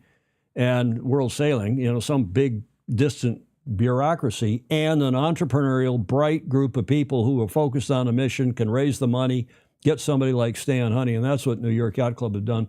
Bravo, effing Zulu, for what you have done. And this is Velocitech RTK system. Anything to say on this slide before we give the wrap-up slide on this segment? I think what that's showing is just the difference between the potential error margins. So you can see how big the zone is, between the two in terms of potential for error. The one thing I will say that was sort of a pleasing metric after Tom and I did the IC37 Nationals in July, Tom had the guy controlling all the bots over one shoulder, and he had the Velocitech guys over the other shoulder, and he would simply say what's happening at the top right now, and he'd instantly have the guy over the last 5 minutes, the average has been 230, blah, blah, blah, farthest right's been 235, farthest left's been 230, And the same with the Velocitech guys. When we're moving the pin, we can say, I want the pin at blah, blah, blah. And then the guy moving the pins will do it. And it was just instant feedback the entire time. And the following week, he was doing the 420 North Americans in Hyannis with 180 420s and him having to call the line. And I got a text midweek that simply said, I can't work like this. So I think we're going the right direction. So how many events have you used it for? All the IC37 events for 3 years now. Yep. Every start, which is nice because we sort of have, I hate to say a captive audience, but we have the same group of skippers, the same group of crews. They've been with it since the first inception. So we've gotten a lot of feedback from the fleet. We've gotten a lot of patience from them because they understand where we're trying to get to. So we've really been fortunate to have a one design fleet that's so similarly matched and along for the ride. So. And having this platform available for the testing and the development and the growth of this company, of this this system, has been a home run. Yeah. Now that said, success for this system is not going to simply be one design.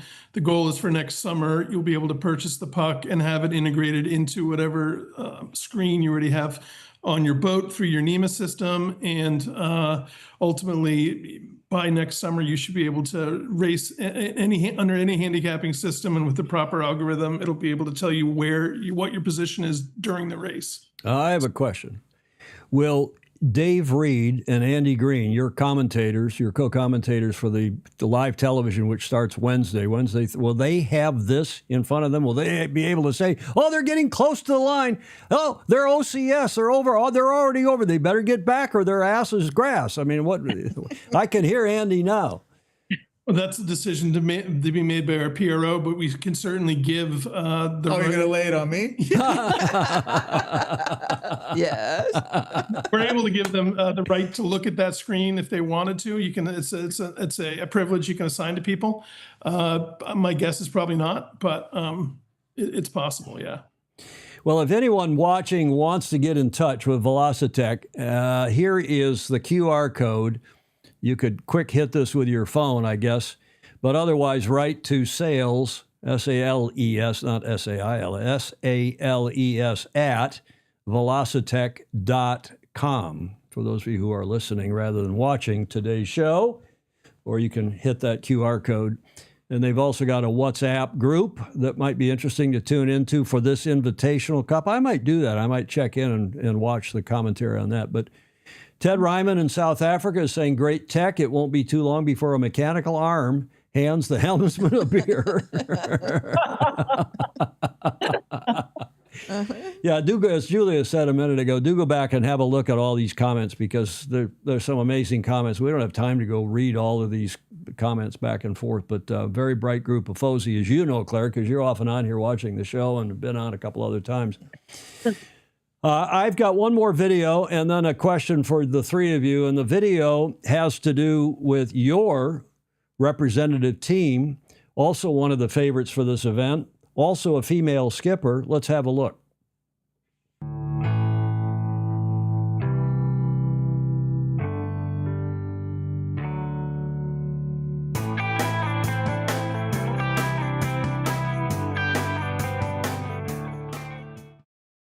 My name is Hannah Sweat. We're here representing the New York Yacht Club, but actually today we are here sailing the IC37 Nationals. Hi, I'm Dave Scott. I'm sailing with Hannah. Obviously, we're wearing the same clothes. So New York Yacht Club as well. Very happy. Dave Scott was on the resume with me, as was John Alden-Mead, and so that was the core of our team. And then the rest of the team are people that were part of MO. It is an incredibly daunting task representing the club, but we feel like we've got a really good team and we're sailing well together and we're having fun. And it's the people on the boat that make the difference. And so it's really entertaining, because you can sail boats differently and still compete at the same level as in first, second, third. So there's a lot of things that you learn that you thought you knew that has changed, as we're doing on a daily basis. Yeah. So sailing with Hannah, who sails more than I have probably in this class, she has a certain way of sailing the boat, which is different than I've seen before, and I'm really enjoying it.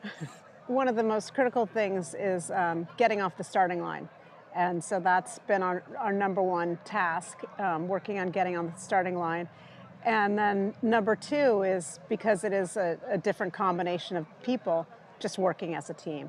Working with Tom Burnham has been great, and he is a pleasure to work with and is definitely bringing new ideas to what we're doing on the boat. And what's great about our team is that everyone's open to listening to Tom. And he's just such a pleasure to work with. I think he's such a personable guy too. Not only is he an incredibly good coach, but the way he presents it. And so it's not, well, I for sure on a downwind is a completely different setup than I've ever done on any boats before, to be honest. And I'm totally bought into it. And he did it in a very pleasant, quiet way. The great thing about this team is that I think we've all done pretty high pressure regattas, so we'll be able to handle it. Yeah, no, it's fun, because I don't think a couple people on our boat have done such a campaign before, so it's really fun introducing them to the campaign process. But also, you know, part of the reason we're sailing so much, so that it all just becomes routine. So whatever we're doing the next few regattas, it's just routine. Great stuff. Absolutely. Great stuff. And Claire, a couple other questions. I lied. I said there's only one more question, but if you can bear with me. One in the chat. I think the answer is obvious, but Fritz Mueller down in Miami is saying, I see a great application for this.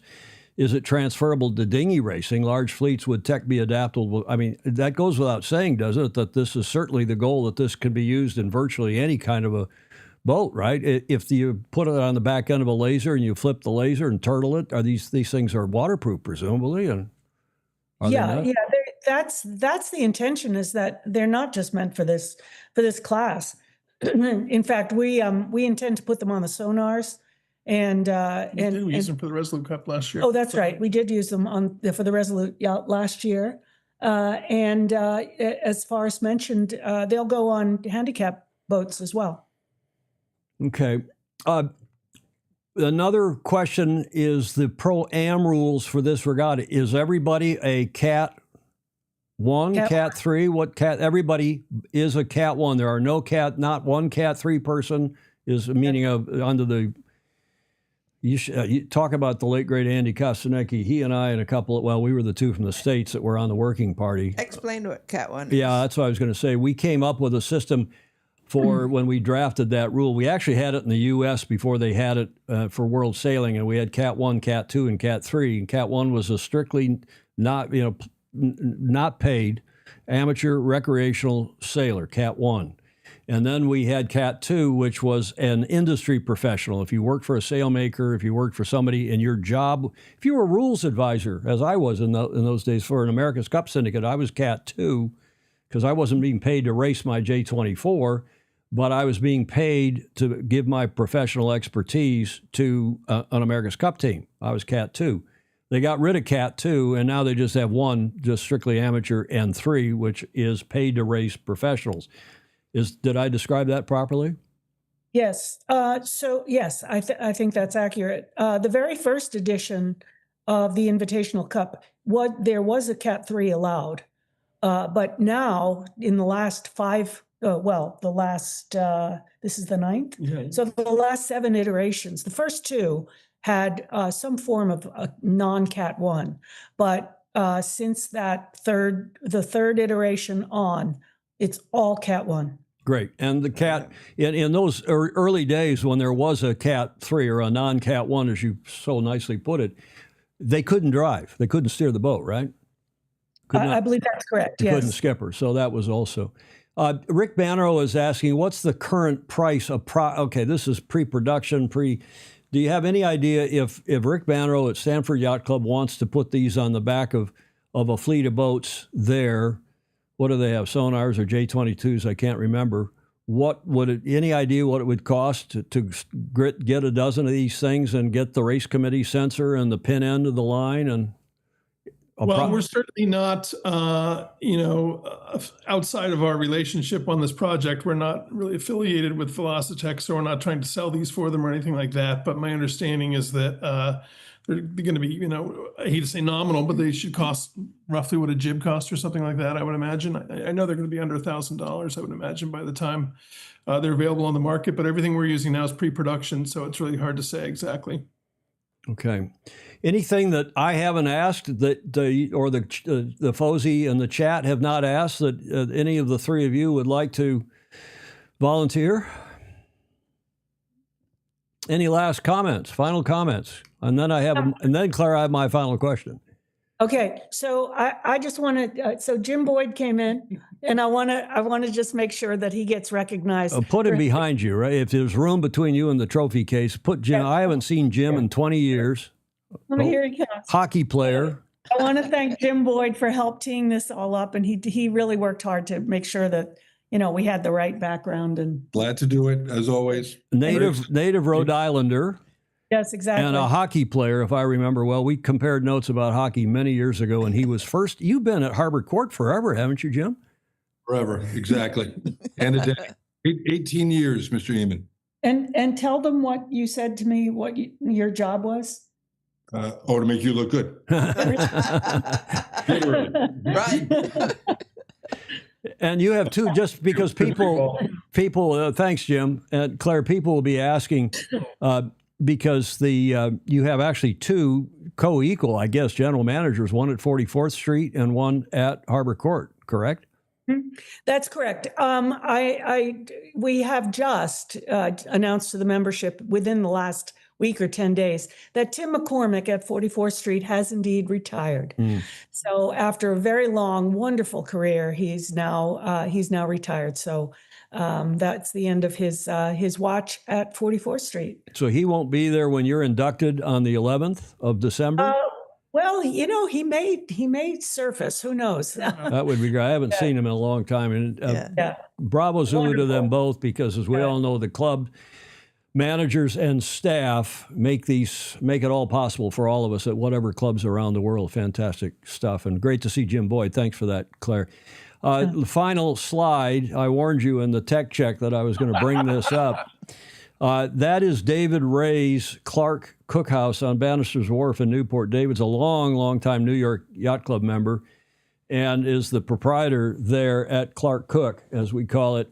And every holiday, I think Memorial Day, this is, I think, 4th of July. I don't believe this is Labor Day, but every major U.S. holiday, in the summertime at least, the whole staff comes out and they give a big cheer, including, I don't know if you see down here, the most famous bartender in our sport, at least in the U.S., if not beyond. Do you know who that is? Oh, yeah. Do you know who that is? In the corner there? That is the famous 5-0. That's Ricardo 5-0. Rivera, who's arguably the most famous bartender in our sport. And he's been there. The guy, he looks, because he's Asian, he's Filipino, Hawaiian, whatever he is. And, I've known him for 45 years. And he must be 80. And even though he looks like he's 50, famously good bartender. And I assume now, gang, he is preparing this new cocktail called I Am an AG, Bellini. That's right. Is that true? That's the understanding. Apparently, it's a very popular mocktail. There's no alcohol in it. So I can drink that. Being the teetotaler that I am, I can go there. And Claire, next time I'm in Newport, if you're in town, it'll be my great pleasure to take you to the Clark Cook, and we'll order, at least for me, an I'm an AG Bellini. And anybody on here who doesn't know what we're talking about, just go to the national news here in the States and beyond. Last week and maybe the week before that, when a famous incident happened with the drunken lawyers in Newport. Well, it's a date. It's a date. It'll be my treat. My guess is the next person that gets down there is going to say, I'm nobody. I'm nobody. Right. Andrew Pindar is a Brit living. He said troops in attendance to arrest. Is a Brit living. He said troops in attendance to arrest an attorney general. Alan Long is saying, gentlemen and Claire, thank you for your insight and contribution. Most enjoyable, but have family obligations. He's getting people are starting to peel off here. It's late in Europe. That's why we do this at 1300 Pacific, because you are in the afternoon in the East. It's in the evening in Europe, and it's a Friday night. And, of course, it's Saturday morning down in Australia and New Zealand. And if anybody's watching us in Perth in WA, that means they're just staggering in at 4 o'clock. Yeah. Oh, well, it's 5:30 now in Perth. Every now and then, somebody will come on this show, and with somebody we know from WA, from Perth, from Frio, in the America's Cup days there. And sure enough, they're just coming in from the bars in Frio and joining into the show. Gang, that was fantastic. Julia, any final questions or thoughts? A fabulous presentation. Good. Claire? Yes. Forrest, Tomas, thank you very much indeed. Great pleasure. Can we do this again sometime? Of course. Sure. Appreciate it very much. Thank you. Bravo, Zulu. Yeah. Have a great regatta next week. Indeed. Appreciate it. Thank you. Thank you very much. Okay, that's live from obviously Harbour Court in Newport, Rhode Island, not from Clark Cook House. The Vice Commodore of New York Yacht Club, Claire Harrington, along with Tom Duggan, who was on the left. He's the PRO for that event next week. And the race committee chair, Forrest Williams, was on our right in the picture. And Rick Bano and others, the comments and the compliments are coming through. Bravo Zulu, New York Yacht Club. Thanks all from Richard West. There's a new name. Thank you, Richard, for joining us. Well done. Ted Ryman, awesome guests. Clay Dembley, do you know they're back when Tom Duggan, I think, made the comment, the Sky Daddy. The Sky Daddy, meaning this system, is going to call you over. Clay Dembley is saying, do you know who my father is? No, didn't your mom tell you? God. Thank you, Claire. Thank you very much. Ciao for now. Bye. Okay. Julia, we have John Emmett, who's the international man of mystery, has moved from the UK since we had him on the air on Tuesday for his regular report, the Coaching Corner with John Emmett. He's now in the Yangtze River Delta outside of Shanghai in China. And here is his report. Oh, good. Hi, Tom, Julia, and all the Fozy. So, going to take you for another walk and a talk Haven't done this for a little while in the past, so I thought it was good for you to see some of the places that I'm going to. I really like the idea of just walking along and having a drone following me. But one of the very good things about a lot of sailing events is they're quite close to an airport. If you think about Palma or Hyères especially, you can literally walk to the airport. It's so close. However, the problem with this is it does mean restricted drone flying. And even, for example, at Weymouth, where we have a helicopter base, you need to file logs, etc., to fly. And a lot of the time you can't actually launch the drone from the venue itself. You have to wait until you're on the water.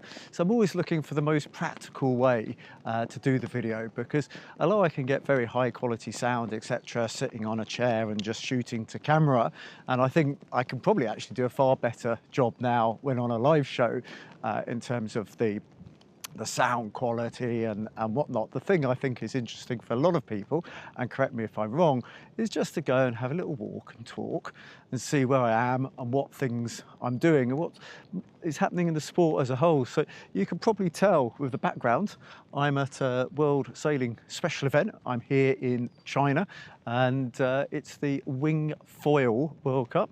Now, I think there's a lot of moves in terms of equipment and stuff, and looking at possible Olympic status. So this is a really, really good event to be in. And I must admit, I found it very different from Ilka sailing. So I'm here helping out with the media. In fact, I've done some voiceovers and some of the highlight videos. Although the style now is much more looking at doing action shots, so really short videos, which really reflect the racing. Indeed, the wing foilers are so fast, you can't actually really go anywhere because they beat you to the first mark. So we almost end up sat at the finish line waiting to talk to sailors. So in the background, you'll see in a minute, we recently had the opening ceremony, compete with fireworks and all the rest of it. But the only thing missing at the moment is the wind. And of course, that is the nature of sport. We've got a 5-day event, so hopefully the wind's going to play ball. And also it's a testing ground for new formats, because here there is a huge amount of jeopardy with the racing. Because a lot of it comes down to the starts. We've been doing rabbit starts here, but rather than have a sailor as a rabbit, we have a rib. So that rib is driving, I don't even know, like 20 knots down the line on a preset course. So in other words, 45 degrees to the wind. So effectively the rabbit is the same angle as port tack, and then the sailors are going behind on start tack. And just like a dinghy start, you know, it's such an important part of the race. And I think we had about 80 foilers crossing a line which is about 300 meters, and it's hard to describe or even to show on the actual video just how fast and furious that feels, because just like a normal start line, you have the issues where there is a favored end. That can be because of the wind direction, that could be because of the way you want to go up the beat, that could be the pressure on the course, or it could simply be how fast the rib is going, because of course if the rib goes 5 knots faster, you want to start late, 5 knots slower, you want to start early.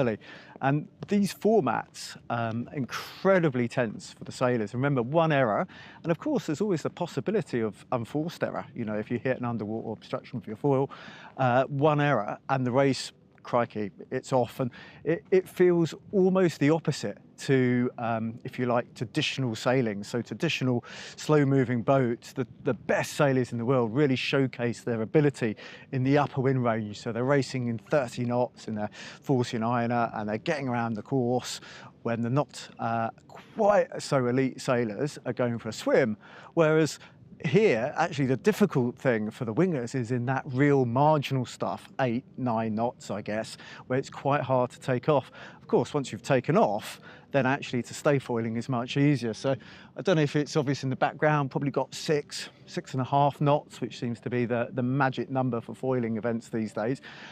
So hopefully we're going to go sailing soon, but I think probably best to get this off to Tom, but I don't think I'm going to be joining you for the show because the time difference will make it a brutally early wake up for John, and as you can see, I probably need all the beauty sleep I can get these days. But there we go. So sail fast, sail safe, have fun, and comments welcome. I will look through them all in replay. Bye for now. Great stuff. Yes. And I agree with Gordon Smith. It's nice to see stuff from around the world. And John is, as I said, our international man of mystery. Yes. He's obviously there with his bride, who's Chinese, with Lily Zhu. Is this the Munchkin cam, Gordon Smith is asking, with the invisible stick? Explain who he's married to again. Well, Golden Lily. Golden who Lily. was the, bronze in 08 and gold in 012 in the ILCA class. And he was her coach, and then they got married. Yes. Love at first sight, no doubt. Almost. She, by the way, her book has been revised. 10 years ago, that book of hers came out. It was fantastic about her growing up and the trials and tribulations of being an athlete in the whole Chinese machinery, the system for producing medalists. And her book's been revised. Some chapters have been added. It's now available. We'll feature it on one of the shows soon, maybe next Tuesday. But I want to also show you what John is up to, because just before we went to air, I got a video of this event, this wingfoil. And the reason we're spending a bit of time on this is because we think kites are going to be replaced after 2028 by wingfoils in the Olympics. At least that's what one hears. Now, John's talking about the Rabbit. Normal Rabbit start is one of the yachts on port tack, and all the boats starting on starboard having to pass the stern of the Rabbit. Well, in this case, as he said, they're using a rib. Have a look.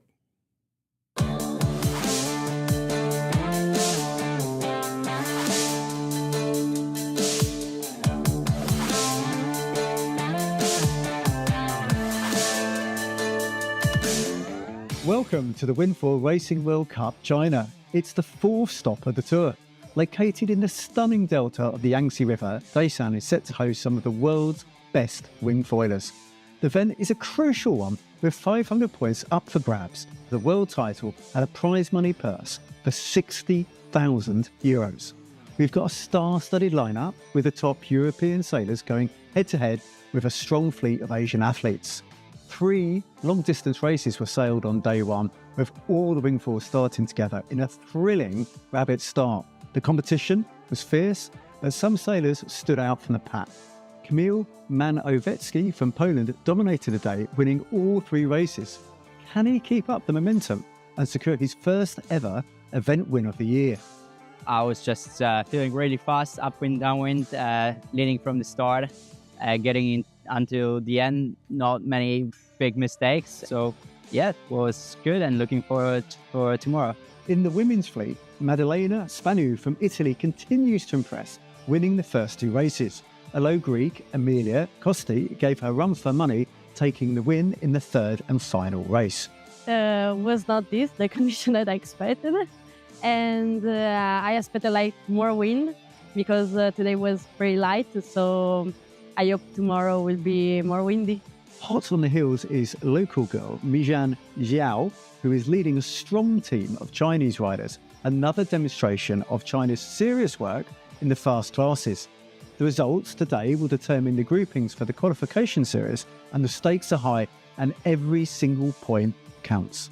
The event concludes with a medal series on Sunday, but the Wingfoil Racing World Cup China is already shaping up to be an unforgettable experience. If you had told me even 5 years ago that we'd have wingfoil being contemplated for the next, meaning 2032 Olympics. Yeah. Fantastic sail sport. It's interesting. Our beautiful, beloved sport is broad. How was that for alliteration? Our beautiful, beloved sport is very broad. Oh, it's good. Julia? Good. That's John Emmett's report. Get to the front of the fleet with John. It's exciting to see that happen. It is. Yeah. It is indeed. Get to the front of the fleet.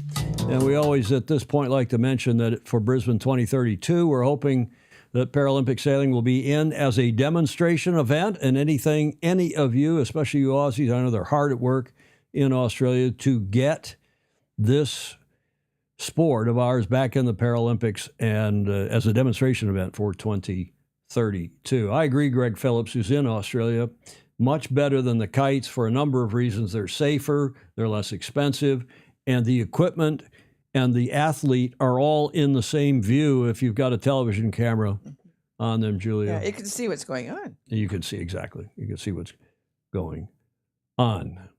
I'm so happy with Claire and with that whole gang. Oh, yes, and they their were wonderful. presentation. Yes. And fantastic job that they did. Great stuff. Julia, do you know what happened on this day in history, the 5th of September, 1781? My grandfather was born on the 5th of September of 1978. I mean, 1878. I hope 1978. 1878. 1878. My grandfather was born in about 1890, so not too much after yours. Mm-hmm. And my grandmother on my dad's side was born in 1900 Yeah. and lived to be 99. Too bad. And my dad was adopted, so too bad I don't have her genes. In 1871, there was a famous maritime naval battle that gave birth to the USA, Julia. There is a painting thereof. Do you know that battle? Do you know which two countries were involved that were involved in this naval battle that gave birth to the US of A? Well, I'll give you another clue. This is pretty remote, I know. The Battle of the Virginia Capes. That's a painting by Vladimir Zweig, and it's in the U.S. Navy Art Collection, Hampton Roads Naval Museum in Norfolk, Virginia. David James got it. David James is so smart. He is. The Battle of the Chesapeake. Yes, it was just fought outside the Chesapeake. Well done, David. There were the commanders. I was going to give you one more clue. Jean-Baptiste, I don't know how to pronounce that in French, Julie. You're the francophone here. Yeah. Moise Well, yeah. against Admiral Thomas Graves, painted by Thomas. I guess the painting was by Jean-Baptiste Moise. That's Lieutenant General de Grasse. And that's Thomas Gainsborough's painting of Admiral Thomas Graves. This was the French against the Brits, and I read quite a bit about this today.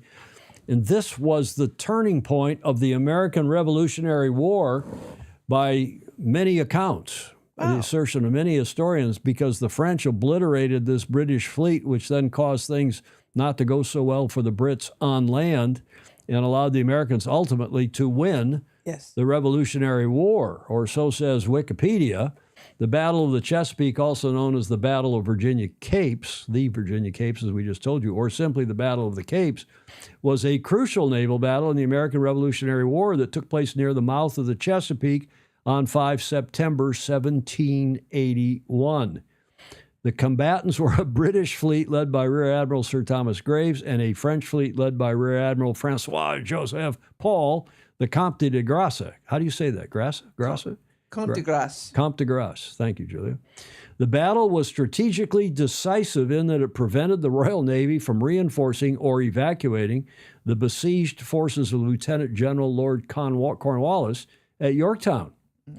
The French were able to achieve control of the sea lanes against the British and provided the Franco-American army with siege artillery and French reinforcements. These proved decisive in the siege of Yorktown, effectively securing independence for the 13 colonies, Julia. Wow. What do you think of that? I'm impressed. So much for Washington crossing the Delaware. I mean, that was key too as well. But I thought that was a fabulous piece of Revolutionary War trivia or history. The battle that gave birth to the USA on this date in 1781. And there was quite a bit of on Wikipedia about who did what to whom and how the French came from to leeward and the British had to jibe or tack at the whole fleet because they're all in a line. They're all sailing in a line. It was fabulous stuff, and the French simply outsailed them. I know about the battle, but I didn't know the consequences. Yeah, after the battle, Clayton Embley is saying. After the battle, they boxed up Cornwallis at Yorktown. But, I mean, it was a sailing contest. Well, a yacht race in some respects. Right. Unbelievable. Cool stuff. Okay, checking in, shall we? Check in with the Ocean Race Europe. They finished, and we told you on Tuesday's show, it looked like they were going to finish Wednesday morning. And I don't know if anyone else found this strange, but to find that the Italian boat, which has struggled, including that collision at the start of the first leg, Alla Grande Mappe did, in fact, win leg 4 into Genoa. It's almost too good to be true that the Italian boat wins the Italian leg. Yes. Well, they had to. I don't know. It seems a little bit like professional wrestling. I don't know what was going on, but this guy is apparently a famously good sailor nonetheless. Ambrogio Beccaria, I don't know him, but his Italian flagged entry, Alla Grande Mappe Racing, has pulled off a spectacular, Julia, home team victory. Yes. I mean, oh my goodness. After winning leg 4 of the Ocean Race 2025 in style in Genoa, Italy, in the early hours of Wednesday, as we told you, we thought that's when they were going to finish. It does look like Biotherm. Don't call me Biotherm. Biotherm has a commanding lead. They do. They scored 8 points in this they scored 5 points in this latest leg, and they've totaled have 8 points for this, most of the points from all the scoring gates, and they are up by a considerable amount over Team Paprec Arkea. Wholesome PRB has slipped to 3rd. Alla Grande Mappe has risen to 4th, and our team, or your team, my team, Malizia, for whom we've been cheering, right, is in 5th, and on down through Canada and Team Amala. Now, Amala is that yacht club that's being built in the Red Sea in Saudi Arabia, and that's why they're sponsoring this team to start building. There could be an America's Cup in our future at this yacht club Amala, this big development by the Saudis on the Red Sea. That would be exciting. Well, I don't know about that, but it might happen. The other thing I should say is that MTM, Magnus the Magnificent, wrote a fabulous piece on Cole Brower in a day or two ago in his blog, and I commend, again, I don't always agree with everything he writes. I'm sure he doesn't agree with everything I say, but nonetheless, there's a bit of a mutual admiration society because he is willing, unlike most others in the yachting media, he's willing to say what he means and means what he says. Yes. And all that aside, he wrote a fabulous piece on our person of the year, Cole Brower, in his Rule 69 blog on Substack from 3 days ago. Sunday is the start of the final leg 5 from Genoa around to Boca Bay. And do you know the 3-letter code? The Olympic code for that country, MNE. Yeah. You came up with a country before. Montenegro. Oh, Montenegro. That's the final leg. And that gets us to, speaking of legs, the last leg for today's show. And I am going to just touch on the Finn Gold Cup because it's continuing to go on in grand style in Cascais. And we've been telling you about it because we love this class. They have, again, a huge turnout. By the way, the Star Worlds are going on as well. We're going to cover that on Tuesday. But the Finn Gold Cup in Portugal is about to wrap up. They wrap up tomorrow on the 6th. And they are, as I said, in Cascais at that fabulous yacht club there, the Club Navale. And here is the video that we got just before we went to air from Robert Deves, the superb class PR for the Finn class. He is good.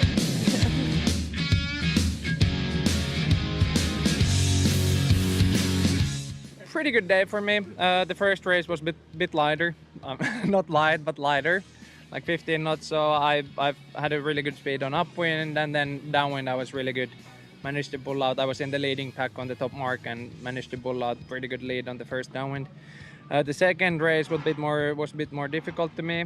It was a bit more wind, so the speed differences on the downwind weren't that big. And then Dennis managed to pull quite a good lead on the first upwind, so I wasn't quite enough. I was too far to attack him on the downwind. But I mean, hurt my back a bit on the second upwind, but I'm still happy to manage that. I managed to get a second.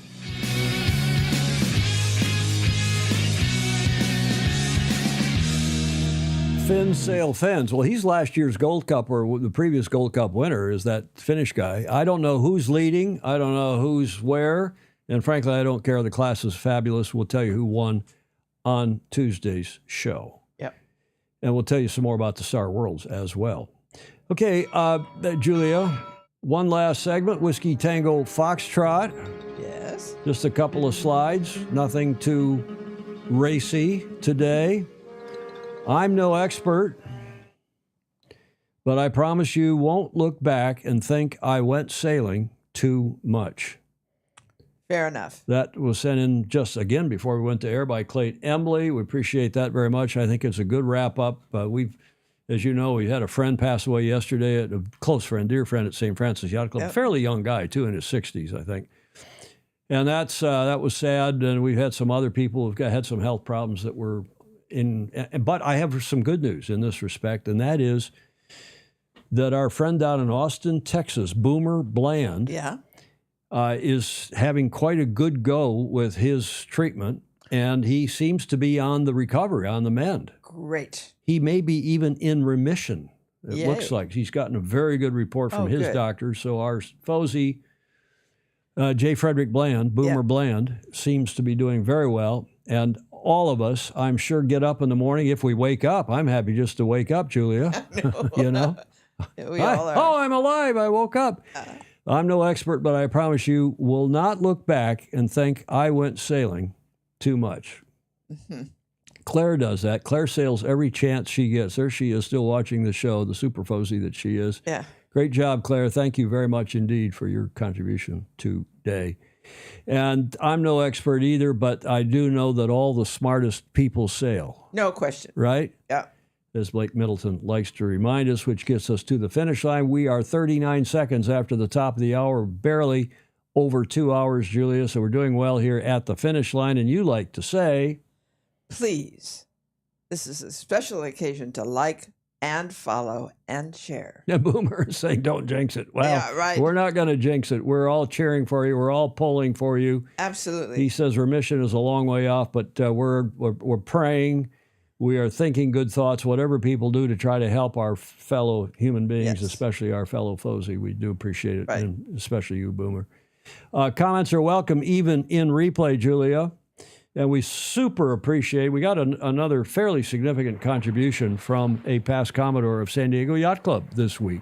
Oh, good. Who said, I didn't know you've been doing this show. Where have I think I said this on Tuesday's show. Yeah, you did. Where have I been? Under a rock someplace or on the moon? Because I didn't know you've done 800 shows. I now watch religiously. I love them. Yes. And thank you very much, Commodore, for your contribution, past Commodore of San Diego Yacht Club. Mm-hmm. Yes, it was a fun show. Thierry de Jong, thank you. And Don Lunabos, thank you. Rick Banero, Mark Holland. It's nice to have people like Claire and Forrest and Tom who are willing to come on and tell us about cool events in the sport. And with great knowledge and grace. And great knowledge and grace and more. Dignity and grace and in good nature, good humor. Yes. Right? Yes. Fantastic stuff. Thank you also to the folks who have allowed us to use their audio, video, and images and those slides, fantastic slides about the Velocitech system that we used for today's show. And just a reminder that on Tuesday, either live or live to tape, we're going to have from the Maxi Yacht Rolex Cup at the Yacht Club Costa Smeralda, we're going to have another Super Fozy. Mr. Dr. Andrew McIrvin is going to be on reporting on that event from the Yacht Club Costa Smeralda in the northeastern corner of Sardinia, that fantastic corner of the world. We hope you all have a great weekend, Julia. What are you doing this weekend? Anything exciting? Nothing. Mario, Exciting. I saw Mario at the Yacht Club. He's coming over and bringing you lunch, I think, on Sunday. Oh, good. You got a gentleman caller on Sunday, Julia. Only one? Only one. Thanks, everybody. Thank you, Mr. Doctor. We hope to see you all for that show on Tuesday. In the meantime, have a great weekend. Go sailing. And if you can, sail fast, sail safe, and have fun. Ciao for now.